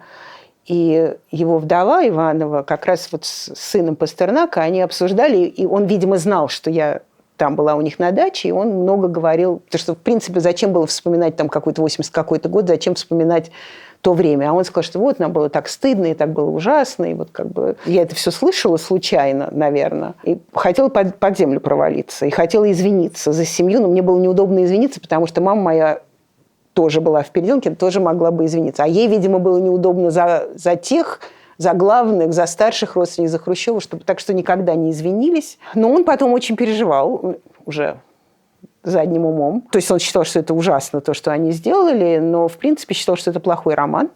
И лучше бы люди увидели какой-то плохой роман, вместо того, чтобы сделать из него героя.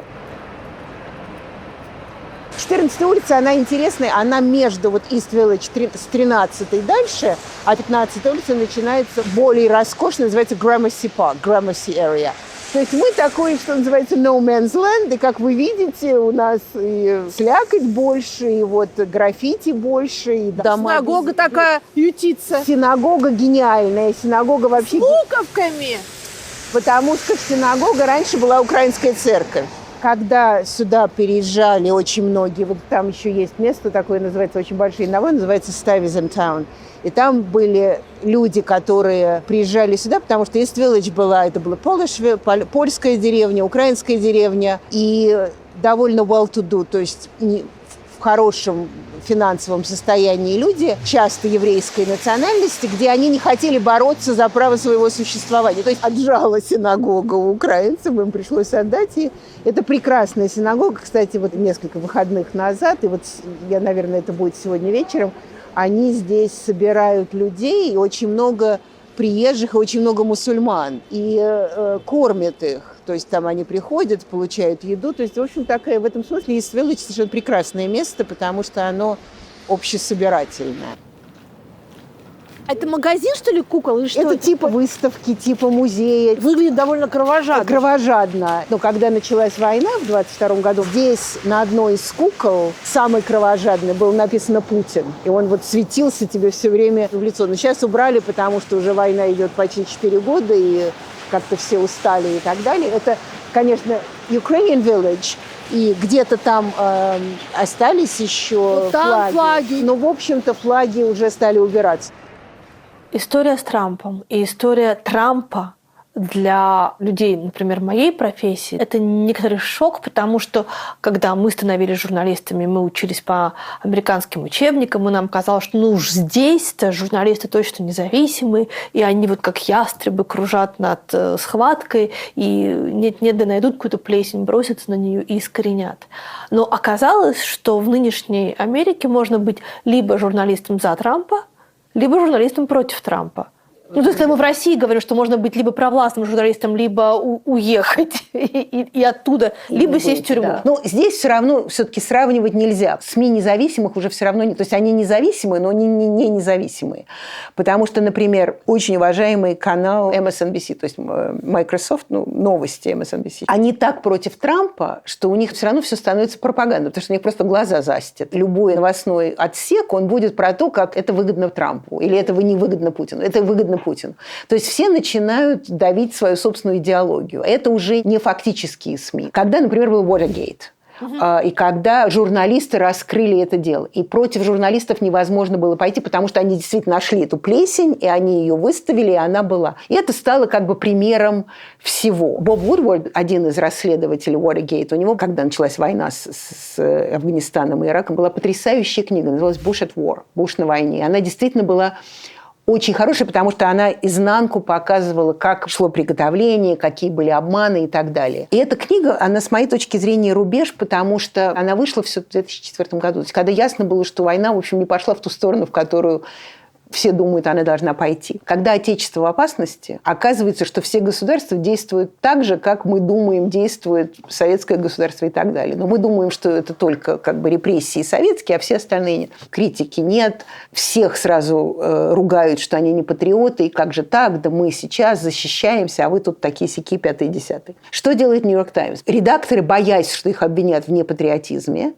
они вместо того, чтобы говорить факты и критиковать, «Нью-Йорк Таймс» установила такую рубрику, называется «The Nation Challenged», то есть «Отечество в опасности». Да, «Отечество в опасности». И я вот как раз тогда, когда начала преподавать пропаганду, мы про это говорили, что вместо того, чтобы challenge the nation, то есть для того, чтобы задавать вопросы этому государству, оно вдруг начинает «The Nation Challenged». И, кстати, тогда возникли блоги. Потому что это тоже интересно, связь идеологии, связь культуры и социологии с технологией. Возникли блоги, потому что по-другому критиковать было невозможно. И люди стали писать в блогах то, что не писала журналистика. Почему я говорю, что Чейни – это patient zero. И вот это время – это patient zero для изменения понятия журналистики. Одновременно идет технология, когда у вас все время идут новости, Media Unlimited, когда у вас никакого лимита нет. А когда у вас нет лимита, что вы делаете? Вы начинаете, ой, какой цветочек, ой, сейчас кто-то придет, его сорвет, какой ужас, а этот цветочек, и так далее. Раздувание чего-то во что-то. Вот, кстати, так раздувался Трамп. Потому что, по идее, пресса нормальная должна сказать: козел, куда ты лезешь? До свидания. А вместо этого за ним гонялись. Он едет объявлять свою кандидатуру. Мелания одета там, хрен во что она одета. У него золотой туалет. Он сын барона. А почему сын барона? Ах, он барон. Кто теперь называет барон? Это все sensational celebrity news. И война это все усилила, как обычно война все кризисы усиливает. И таким образом все те формулы, которые существовали в print journalism до этого или в журнализме до CNN, когда все-таки даже это в какой-то степени началось с CNN, потому что когда CNN из пальца начал высасывать 24 часа в сутки какие-то истории, дальше вы из пальца начинаете... Сначала вы говорите про факты, а потом вы уже начинаете сосать что-нибудь, что вам попадалось. Был такой Боб Новак, он еще писал колонку в Chicago Tribune, давал интервью где-то, и он сказал, что раньше я бегал за новостями, как молодой журналист, а теперь новости бегут туда, где я. То есть все хотят быть покрытыми. Ну и дальше короткий процесс, фейк-ньюс. От этого дальше идет эмоциональное восприятие новостей. Вас уже не интересуют новости как факты. Вас интересует, согласны вы с этими фактами или не согласны. Технология вам это позволяет, и каждый идет в свой круг, в котором вы себя чувствуете хорошо. Декарта была: я мыслю, значит, я существую.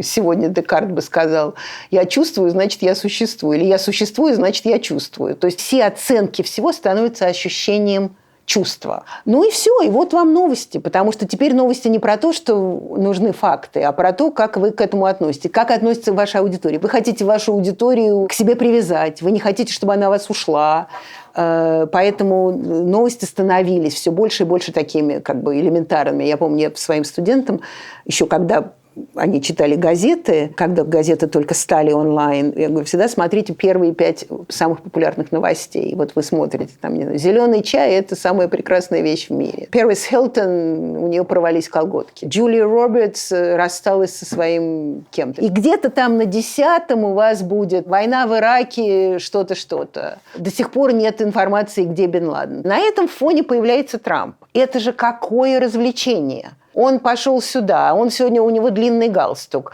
Мелания, у нее шляпа. А что вы думаете, эта шляпа значит? И народ просто совершенно... Вот он был уровень здесь, дальше он здесь, дальше он здесь, дальше он здесь. Это не значит, что американская журналистика не должна была быть примером. Она просто перестала быть тем, что она была. В этом смысле Америка очень интересна, потому что это голливудская визуальная культура, и всегда можно увидеть, какой из президентов из какой медийной формулы вышел. Джон Кеннеди вышел, вот он только открыл экраны телевизоров, и вдруг мы увидели, помните, был Тони Кертис в фильме «Большие гонки», и у него там так вот сверкает, когда он пьет. Это Джон Кеннеди. Вот он такой, он вышел, и мы его купили, потому что большего героя американского быть не может.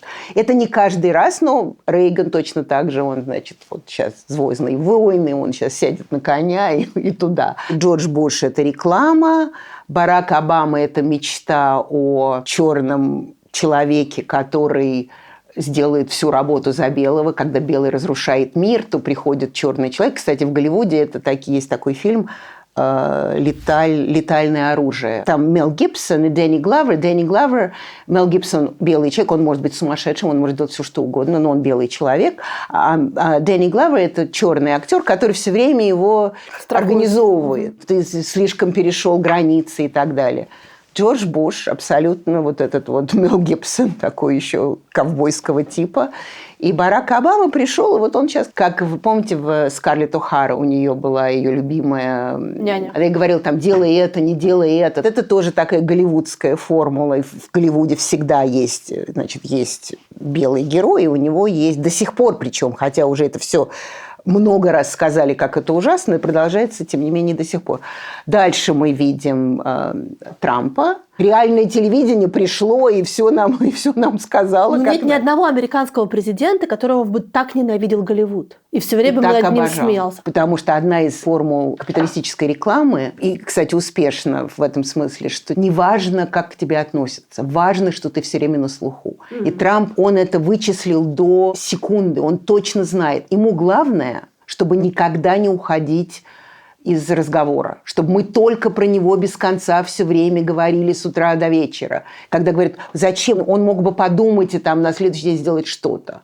Он не может думать. Ему нужно, чтобы вы с 7 утра или там, с 6 утра до 12 ночи, единственное, чем вы занимались, это обдумывали, что это реальное телевидение. То есть единственный способ противостоять Трампу – это ничего про него не читать, не знать? Абсолютно. И я считаю, что как раз пресса, они его выбрали первый раз. Потому что как только он спустился на этом своем золотом эскалаторе в Трамп-Тауэр и сказал, я буду баллотироваться в президенты, дальше началось, я свидетелем была, началось просто полное сумасшествие. Я статью тогда написала, перестаньте про него писать. И все писали, потому что как же так? Трамп чихнул, Трамп сказал, нахамил, Трамп сказал, что он может женщину схватить за всякие неприличные места, а она только еще больше его захочет. Мелания стоит прямо рядом там в этот момент. И это как раз пропаганда капитализма, пропаганда в капитализме, это намного больше продукт, который все хотят купить. Скажите мне, кто не хочет купить хлеба и зрелищ? Но когда это происходит в отдельно взятом помещении или в отдельно взятой стране, можно с натяжкой сказать, что это ваше внутреннее дело. Но прилететь, похитить президента, полететь, побомбить страну, пообещать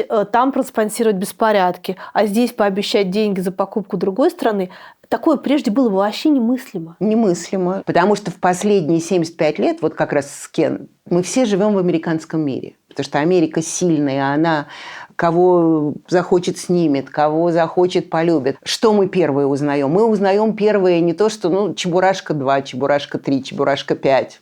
Отлично. Первое, что мы узнаем, это какая новинка в Голливуде. Первое, что мы узнаем, какая новая серия «Белого лотоса». Даже в самых дальних странах и репрессивных странах, таких как, скажем, Иран, все равно все пользуются чем? Все пользуются айфоном. А раз мы живем в американском мире, мы все подвержены этим формулам поведения. И Трамп просто продвинул эту форму реального телевидения, он продвинул ее в общее состояние.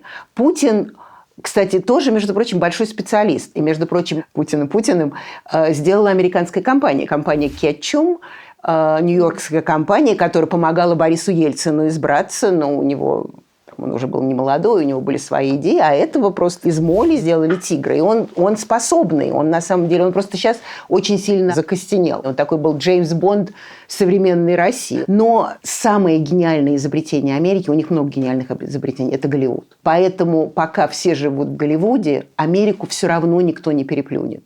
Одна, кстати, из причин, почему Владимир Зеленский стал Владимиром Зеленским, и так он захватил всех вопросов, что он абсолютно вошел в формулу голливудского героя. Капитан Украины, и он, и на всех экранах, и он, и в его одежде, и он против плохого Путина. Один Владимир против другого Владимира. Супермен против Доктора Зло. Или Супермен против Спайдермен. То есть это, в общем, все равно во многом эта война еще вошла в западное понимание, с кем бороться и кто с этим борется. То есть сильная, но ужасная Россия с бывшей подкаблучной страной, которую капитан Украины и так далее. И, кстати, к вопросу о пропаганде, этот же, конечно, гениальный флаг украинский, желто-голубой, это цвета, я даже разговариваю с людьми, которые делают рекламу на Madison Avenue, они сказали, что это самое распространенное сочетание цветов. Если вы хотите привлечь внимание, у вас будет желтый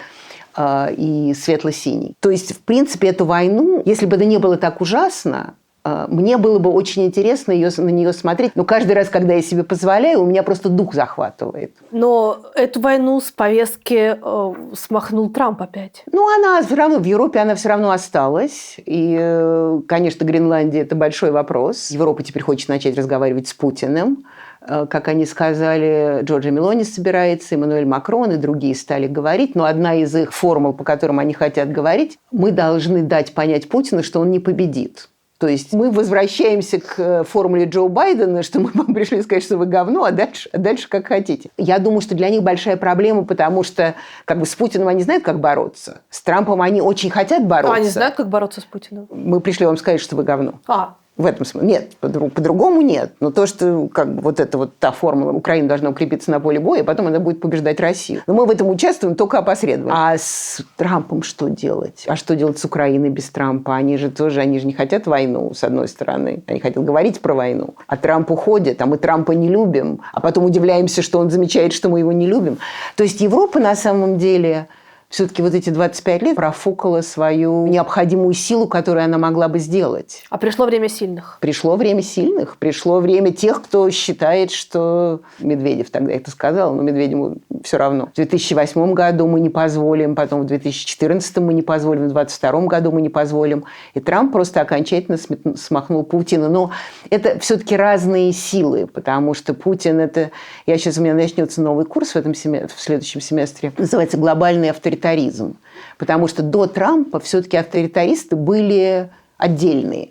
То есть там Орбан там Си Цзиньпин здесь, Путин, но они все равно были... Вот есть демократические страны, а есть тоталитарные. И каждый тоталитаризм в чем-то похож, но вообще они отдельные. В конце концов, мы надеемся, что они тоже станут демократиями. С появлением Трампа это стал клуб самых сильных. Трамп таким образом оправдал существование практически всех, кто до этого мог быть отдельным. Потому что даже Орбан, который хотел газ от Путина, все равно говорил: слава богу, мы не рядом с Россией. Эрдоан говорил: слава богу, что у нас выборы. Си Цзиньпин мог сказать: слава богу, мы не вбиваем в людей Макс, а мы все-таки сделали свой WeChat, который работает, это помогает нашим людям. А теперь Трамп это все сделал: бери, не хочу. Вот хочешь это, так, тут и все. Я боюсь говорить про конец журналистики. Я думаю, что просто наше восприятие стало другим. То, что с нами произошло, тоже, что интересно, потому что чем больше мы не знаем, а мы уже очень много всего не знаем, и чем больше мы гордимся тем, что мы не знаем, тем труднее аргументировать факты. Чем больше мы не знаем, тем больше мы готовы принять сторону слабого. То есть то, что нам кажется, сторона слабого. То есть даже если Израиль в чем-то прав, но он всегда был сильным, и поэтому мы встанем на сторону слабого. То же самое было с MeToo, то же самое было с Black Lives Matter. Мужчины всегда владели жизнью, владели миром. Выходят женщины и говорят: мы тоже за... Да, конечно, мы должны быть справедливыми, мы теперь будем. Но дальше, поскольку уже вот эта вот фактическая формула, она ушла в прошлое в какой-то степени, мы сразу начинаем идти до самого конца в этом. То есть мы теперь вообще все мужчины всегда будут во всем виноваты. Black Lives Matter. Очень важные. Мои студенты все ходили. Я сама пошла на один протест. Но дальше начинается там убрать Киплинга из школьной программы. У Тома Сойера тоже проблемы. Тома Сойера проблемы. У «Хижину дяди Тома» нельзя, потому что ее написал белый человек. Белые люди не могут писать про небелых людей. Дальше начинается уже абсолютные...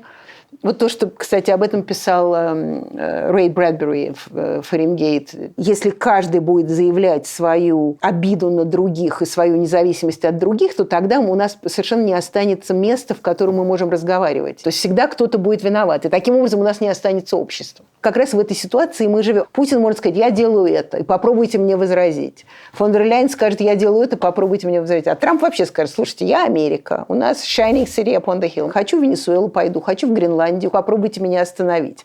И мы возвращаемся к вашему начальному комментарию, что Путин считает, что он может. Он часть этого, как говорится сегодня, тренда.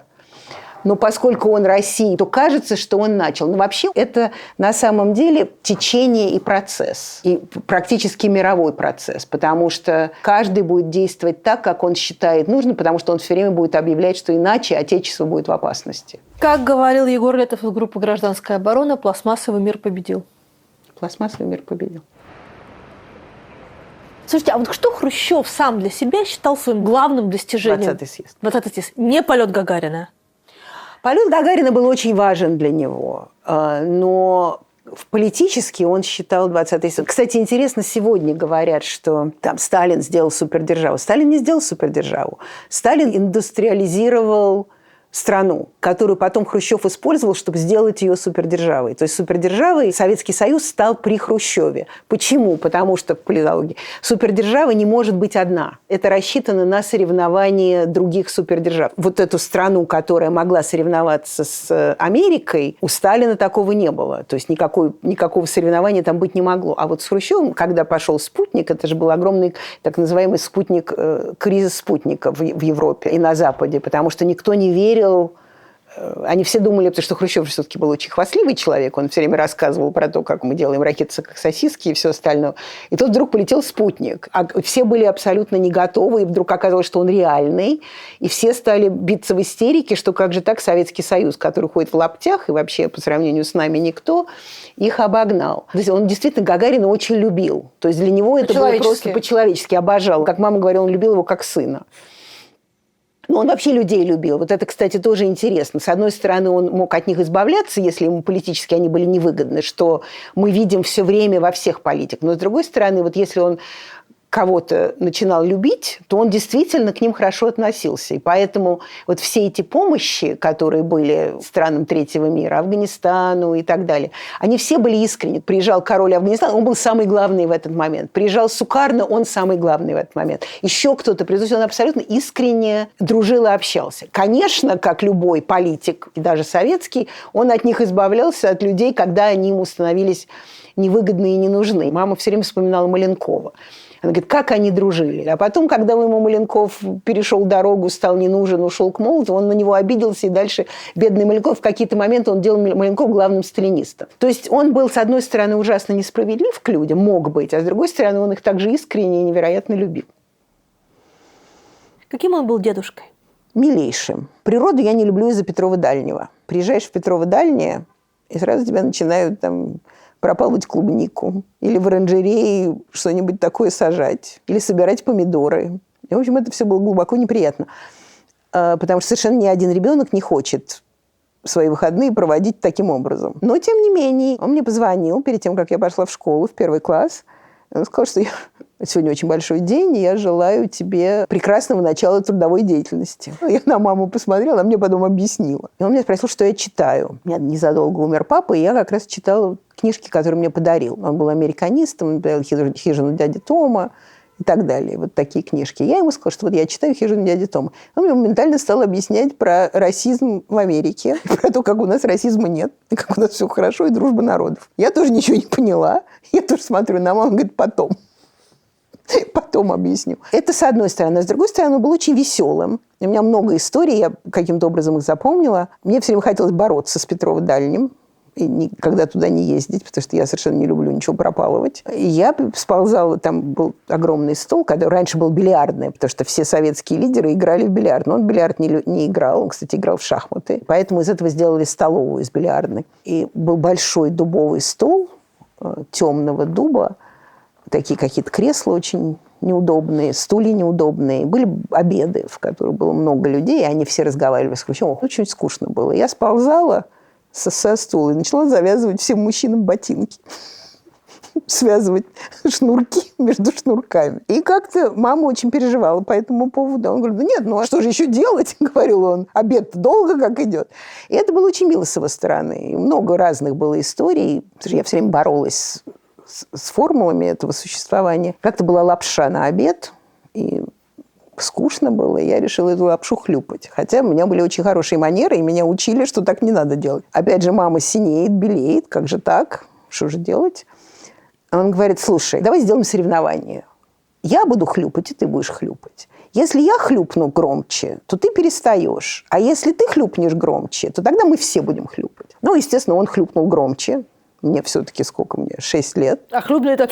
Да. Прям вот так вот, чтобы как нас учат, делать не надо. Ну, все, и я замолчала и перестала хлюпать. То есть это был вообще большой воспитательный момент для меня, что он снизил себя до моего уровня, и потом меня на свой уровень поднял. И таких историй у меня было огромное количество. И это было интересно, потому что все к нему, когда мы приезжали в Петрова-Дальнее, для него это была страшная трагедия. Ну, так, власть потерять. И я этого не помню, я совсем маленькая была. А первый год говорят, что он сидел просто вот и с газетой, и Арбатом, с собакой, которая за ним все время ходила, и практически даже не реагировал ни на что. То есть настолько это был абсолютный шок потери власти. Ну, понятно, почему некоторые не хотят ее терять. Но уже к моей памяти он был уже абсолютно совершенно нормальным.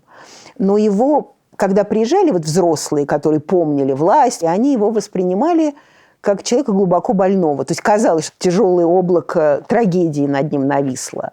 И они как-то это все проецировали. Он сам этого не делал, а они проецировали. Это для ребенка маленького, там, 3-летнего, 4-летнего, 5-летнего, это глубоко неприятно, вообще-то, так вот, приезжать и проводить выходные вот в этой ситуации, где самый нормальный человек – это человек, за которого все опасаются, что он вдруг сейчас взорвется и что-то с ним произойдет. Но у меня самые замечательные воспоминания уже потом – это воспоминания 2 лет летом, когда меня в качестве наказания отправляли к бабушке Нине, потому что она была человеком суровым, и казалось, что вот сейчас, если что, то меня быстро приструнят. А она оказалась совершенно потрясающей, с юмором, невероятными разговорами, и много материала, который у меня есть в этой книжке, я за ней записывала. Она какие-то рассказывала истории, я записывала. И мама это все сохранила. И вот я разбирала мамин архив в 18, 19, 20 году, и я эти записки нашла. И я стала на них смотреть, это же невероятно. И вот поэтому моя книга получилась такой, как она получилась. Очень живой. Она как бы есть биография Хрущева, а есть изнанка Хрущева. Это то, что мне рассказывала бабушка Нина, тетя Рада, моя мама. История, которая шла параллельно истории Хрущева и истории страны. Ну тогда самое время спросить. Вот 2 книги. И обе эти книги Никита Хрущев «Вождь вне системы». Они обе на русском языке, это обе ваши книги. Обе вышли в России, но они отличаются. Это выпущено Распеном и АФК-система. В 2020 году мне эту книгу заказали написать. То есть заказали, в смысле, деньги заплатили? Деньги заплатили, заказали написать вот эта страница советской и российской истории, их целая серия. Значит, она пишется, я ее пишу. Периодически там мне сказано, какие-то вещи не употреблять. Кстати, в начале там была история, когда Алексей Навальный возвращается в Россию в 2021 году, его судят, как вы помните. И висит портрет Генриха Ягоды, одного из гулагских лидеров. И народ в шоке. Как же так в этом? Почему висит? А я понимаю, все-таки у Бога есть чувство юмора. Я очень не хотела эту книгу писать. Зачем мне писать? Я вообще не профессиональный Хрущев. А тут вдруг вот это. 20-й год, ковид, и я, значит, хожу, ищу бюст Хрущева. Я всегда ищу бюст Хрущева, никогда не могу найти. И я прихожу на Никольскую, там много всяких таких магазинов, и мне говорят, нет, Хрущев, кто же его купит, говорят мне. Я говорю, да, ребят, вы что, с ума сошли? У вас здесь вообще там на 2-м этаже все есть. Дама и ее собачка, Чехов и футляр, Егор, Ежов, Екатерина II. То есть там просто есть все, кроме Хрущева. И я говорю, почему у вас Егода, а Хрущева нет? Как же вам не стыдно, говорю я продавцу. Он мне говорит, не скажите, КГБ всегда спрашивают. И это меня потрясло, что я больше готова к тому, что происходит, чем как же так, Егода, потому что уже там и Берия, Егода, Ежов и все остальные. Значит, это 21 год, к 22 году я это все дописываю, все время мечтаю, чтобы что-нибудь произошло. Вот, кстати, ты уже накаркаешь, чтобы мне не нужно было писать эту книгу, потому что это дикая мука. Это очень неприятно видеть, когда документы, подписанные вашим дедушкой, говорят, что надо кого-то убить и так далее. И у меня просто истерика бесконечная по этому поводу. Я поехала к Виталию Демарскому, что он меня утешил. Он мне потом говорил, что я вас вернул в семью. Он был намного больше поклонник Хрущева, чем я была. Мне сказали, вот, нужно что-нибудь такое необычное. Поэтому у меня курсивом историю, которую мы знаем про биографию, и историю, которую только я знаю. Вот эти истории моей бабушки. И я говорю, у меня есть потрясающий портрет. Великий портрет Надежды Леже, жены Фернана Леже, которая нарисовала его в 1962 году как взятку практически, потому что они боялись, что Хрущев своими реакциями на авангард, он будет недоволен и не захочет выставку кубизма в Советском Союзе. Она тогда и Гагарина рисовала, и Фурцеву рисовала, и Циолковского рисовала, и так далее. Это один из лучших ее. То есть он лучше, чем многие. Они все примерно одинаковые. И она им подарила ему этот портрет. Бабушка его сказала, да, спасибо, все отлично, замечательно. И они его поставили лицом к стене. И когда мама приехала в дом, и она увидела портрет, сказала, какой прекрасный портрет. И бабушка сказала, знаешь, возьми себе. Ты же любишь такое вопиющее. Но Хрущев здесь хорошо выглядит. Он здесь выглядит как лидер. И я говорю Распену этим АФК-систему, вот как прекрасно. Да, прекрасно. Дальше вдруг мне говорят, с этой обложкой книга выйти не может. Потом дальше мне говорят, что завелась цензура, и там это надо убрать, то надо убрать. Нет, печатать не можем, говорят мне. Дальше начинается Демарский с Венедиктом. Он говорит, как же так, а у нас вот есть свое издательство «Дилетант». И печатают. с портретом, там я что-то восстанавливаю, что цензура хотела убрать. И она выходит в августе 23 года. И как-то ее народ, в общем, несмотря на то, что она тяжелая и дорогая, как-то он ее быстро купил. Я думаю, что народ хотел узнать, как становятся сталинистами и как потом перестают ими быть. Что, в общем, очень релевантно для нашей истории. Сейчас-то как-то стало меньше надежды, но еще в 23-м зачете можно было предположить, что есть какая-то где-то надежда. Значит, она выходит. И раскупается. Звонит мне система и говорит, как бы нам напечатать книгу. Я говорю, слушайте, она же ваша была, вы ее не хотели. Договаривайтесь с дилетантом. Еще 5 минут, и вдруг выходит эта книга. И это, конечно, абсолютная как бы формула сегодняшнего дня. То есть, с одной стороны, мы абсолютно живем в Джорджа Орвелле, а с другой стороны, Джордж Орвелл очень пористый. То есть, если вы пролезете в какие-нибудь дыры в этом Евстазии и океане, у вас все вполне может происходить. Поэтому она вышла в двух экземплярах. И, в общем, она как-то существует, несмотря ни на что. Несмотря на то, что, в общем, мы знаем, что в Кремле к Хрущеву относятся плохо, а к Сталину относятся все лучше и лучше, включая моду Дмитрия Анатольевича Медведева, который когда-то был «Свобода лучше ничего не свобода», а теперь у него набирается большое количество френчей а-ля Сталин. А вы где себя делите? Вот вы внучка или вы политолог? Вы гражданин страны или вы член семьи? Я не делю никак. Ну, как? Но вы же не можете быть критичной или объективной? Как-то я не могу. Еще как могу. Я вон книжку написала, в которой я очень старалась быть критичной и объективной. Объективной, конечно, я быть не могу. Но, как говорила моя мама, потому что Сергей его как бы оправдывал, что вот у него там не было другого выхода или что-то. И мама все время говорила Сергею, что ты должен его объяснять, а не оправдывать. Потому что если ты будешь его оправдывать, нам никто не поверит. А если ты будешь его объяснять, то есть, конечно, при нем это все происходило. Это совершенно не снимает с него никакой ответственности. Но есть объяснение. И есть то, что он говорил, вот эта вот чаша весов. Он это тоже понимал и об этом говорил. Поставят на одну чашу весов все плохое, что я сделал, и все хорошее, что я сделал. И я надеюсь... Он не сказал, оно перевесит. Он сказал, я надеюсь, что добро перевесит. Тем не менее, выберите, пожалуйста, милосердие или справедливость. Я не могу выбирать. Милосердие – вещь опасная. Справедливость – я бы выбрала законность. Но законность не придуманную Кремлем в конъюнктуру, а вот законность, которая как бы выбирается международными институтами на основании разных источников. Милосердие опасно. Это, кстати, русская формула, между прочим. Вместо, вот как раз justice, вместо справедливости вы делаете милосердие. То есть царь милует, царь наказывает и так далее. А у царя понятия совершенно могут не соответствовать законам. Поэтому я выбираю законность, но как бы общую законность. Законность, принятую международными институтами, а не теми, кто считает, что они имеют право на создание законности в зависимости от политической конъюнктуры сегодня. Свобода или стабильность? Я вам скажу на это словами бывшего президента Российской Федерации. Свобода лучше, чем не свобода. Кстати, если вы видели последние опросы, русский человек, несмотря на то, что его все время отправляют в рабство, он, по-моему, 38%, а то и 48%, по-моему, 48% хочет свободы, несмотря на все обещания, что вот сейчас стабильность должна быть и все такое. А потом, когда у вас долго нет свободы, у вас потом еще нет и стабильности тоже. Как говорил Петр Вайль, вы можете менять сыры на свободу, но когда у вас заканчивается свобода, вскоре у вас не будет и сыров тоже. Правда или безопасность? Я всегда выбираю правду. Хотя мы уже не знаем, в состоянии постправды мы не знаем, что такое правда. Я выбираю факты. Родина или истина? И то, и другое. И можно без хлеба, как говорил Винни-Пух. Что будет дальше? Домострой. Опричнина. Иван III. Как-то он сказал какому-то западному европейскому визитеру. По Кремлю стояли палки с людьми, наколотыми на палках. Визитер ему сказал, ну что же у вас такое? Что эти люди могли сделать, чтобы их так наказывать? На что он сказал, это вам хорошо у вас в Европе, а с нашим народом только так можно.